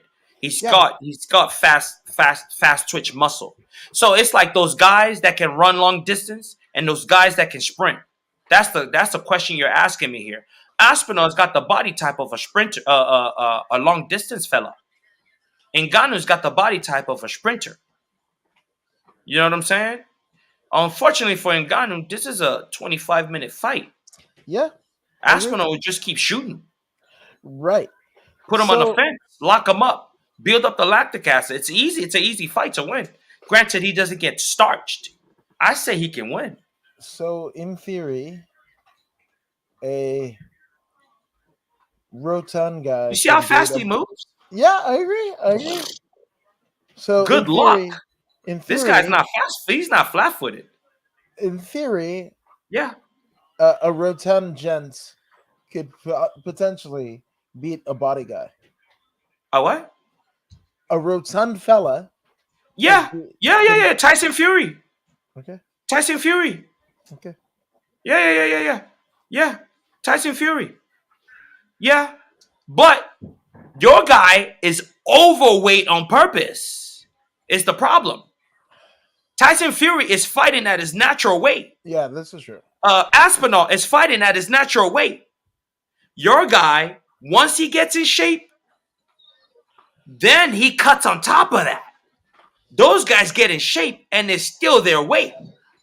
Right. No, They're not 100%. losing water in their skull. Right. No, This I is the agree. problem he's having. No, I agree. I agree. But I'm just saying. And as far as my guy, again, He ain't my guy yet. he's not. I'm not sold yet No, because he lacks discipline. no. For me, I dig the Sakuraba shirts and the resemblance to Roddy Piper and Owen Hart. That's it. That's it. I'm just saying. Hey, ultimately, it's about the amount of liquid that's in your skull. Aspinall has lots of liquid in his skull. On top of that, he's a precision striker with excellent movement. You know what I'm saying? He's not getting touched by some amateurs, by some cans. He was just in there with Volkov, a top 10 fighter. And he starched him. Starched him. Volkov didn't even do shit to him. Didn't touch him once. And that's a top 10 fighter. Top 10 fighter. Aspinall is in line for a top 5 fight next. And he's doing phenomenal. He's yet to be touched in the UFC by anybody. From the can that he started with to the top 10 fighter that he's fighting now, he's yet to be touched, rocked, or wobbled by anyone. You know? Yeah. Unfortunately for him, he is not a draw. Yeah, right. The hard workers are never draws. You know what I mean? That this is the side effect to their future. They're blessed with talent, but they're not draws. This guy, he's blessed with talent and a draw, but he's lazy. He's fat. The Agreed. future is dim. I don't know what the future is bring because especially in the realm of MMA and even pro wrestling, future is strange as shit. So but speaking of things that aren't strange, we thank you guys for joining us here at Voodoo in the Woods. Voodoo, where can they find you on the social media? Oh, definitely. You can find me on YouTube, Instagram, that Twitter thing, that birdie, Snapchat, Facebook page. You know what I'm saying? Like, share, subscribe, follow, send your friends the info, have them follow as well, and send that ripple effect, man, down the line. We got to save these fighters, man. We got to save them from themselves. And together, get this message out. Together, get this message to Pimblett. You know what I'm saying? Together, we can save him from himself. Because right now, he's being a dumbass. Yeah, man. I'm According to Woods, and you can find me in all of the social media places by just doing that, According to Woods, just like it says here. I have podcasts, what have you, but also definitely go ahead and like, share, and subscribe to the According to Woods podcast on Facebook, YouTube, and Twitch. Also, we're on the bodyslam.net, Facebook, YouTube, and Twitch channels as well. So thank you guys for joining us here. We will be here at 11 p.m. Pacific Standard Time Thursday night as we review UFC Fight Night Cleveland, head by an aforementioned Curtis Blades, which will probably be a fucking bore. I swear to God, I'm excited for the undercard. I'm not excited to. Curtis Blades' fucking face makes me mad. He looks like a damn T-Rex or a fucking pterodactyl or whatever the fuck, and then he cuts all stupid shit in his hair and his gap tooth. And I have a gap in my tooth, but it's all. Hey, you know what the irony is here, man? You know what the irony is? But Curtis Blades works his ass off. He's even got a little bit of abs in the heavyweight division. You know what I mean? He's got a little sack at the bottom, right? But he's got a little bit of abs. He tries. He just not a draw. You know what I mean? You know what I mean? Unfortunately for him, he's not a draw. I mean, who the hell is crazy enough to go in there against Francis Ngannou more than once? Yeah. After being starched the first time, then get starched again. It's the shit that he says that it's irritating. Like how you feel about Patty and his discipline. I feel when Curtis Blades saw fucking Brock Lesnar push Daniel Cormier, like, I'm a real athlete. I'm a real athlete, Dana. And Dana He White is told us too. He Dana is. White told his ass to, He is a real you're gonna athlete. be fucking teaching kids judo in the fucking strip mall over there in fucking Colorado. I'm here to fucking sell tickets. This is a fight business, you stupid son of a bitch. So I'm just Ah, saying. I'm just saying. ah. So I'm not excited to watch the Curtis Blades fight. I might actually skip it. But the undercard, and if Curtis Blades get knocked to high heaven, I'm in. Sign me up, as Conor McGregor once said. So there you go. So definitely go ahead and sign up. Go ahead and subscribe to us. We will see you guys on Thursday at 11 p.m. Pacific Standard Time for more Voodoo in the Woods. You guys kick ass. Keep on kicking ass. World is all weird and strange, but hopefully we could provide some kind of something other than what the fuck is going on in the world. So peace, love, chicken grease, Mario Yamasaki's. We're out.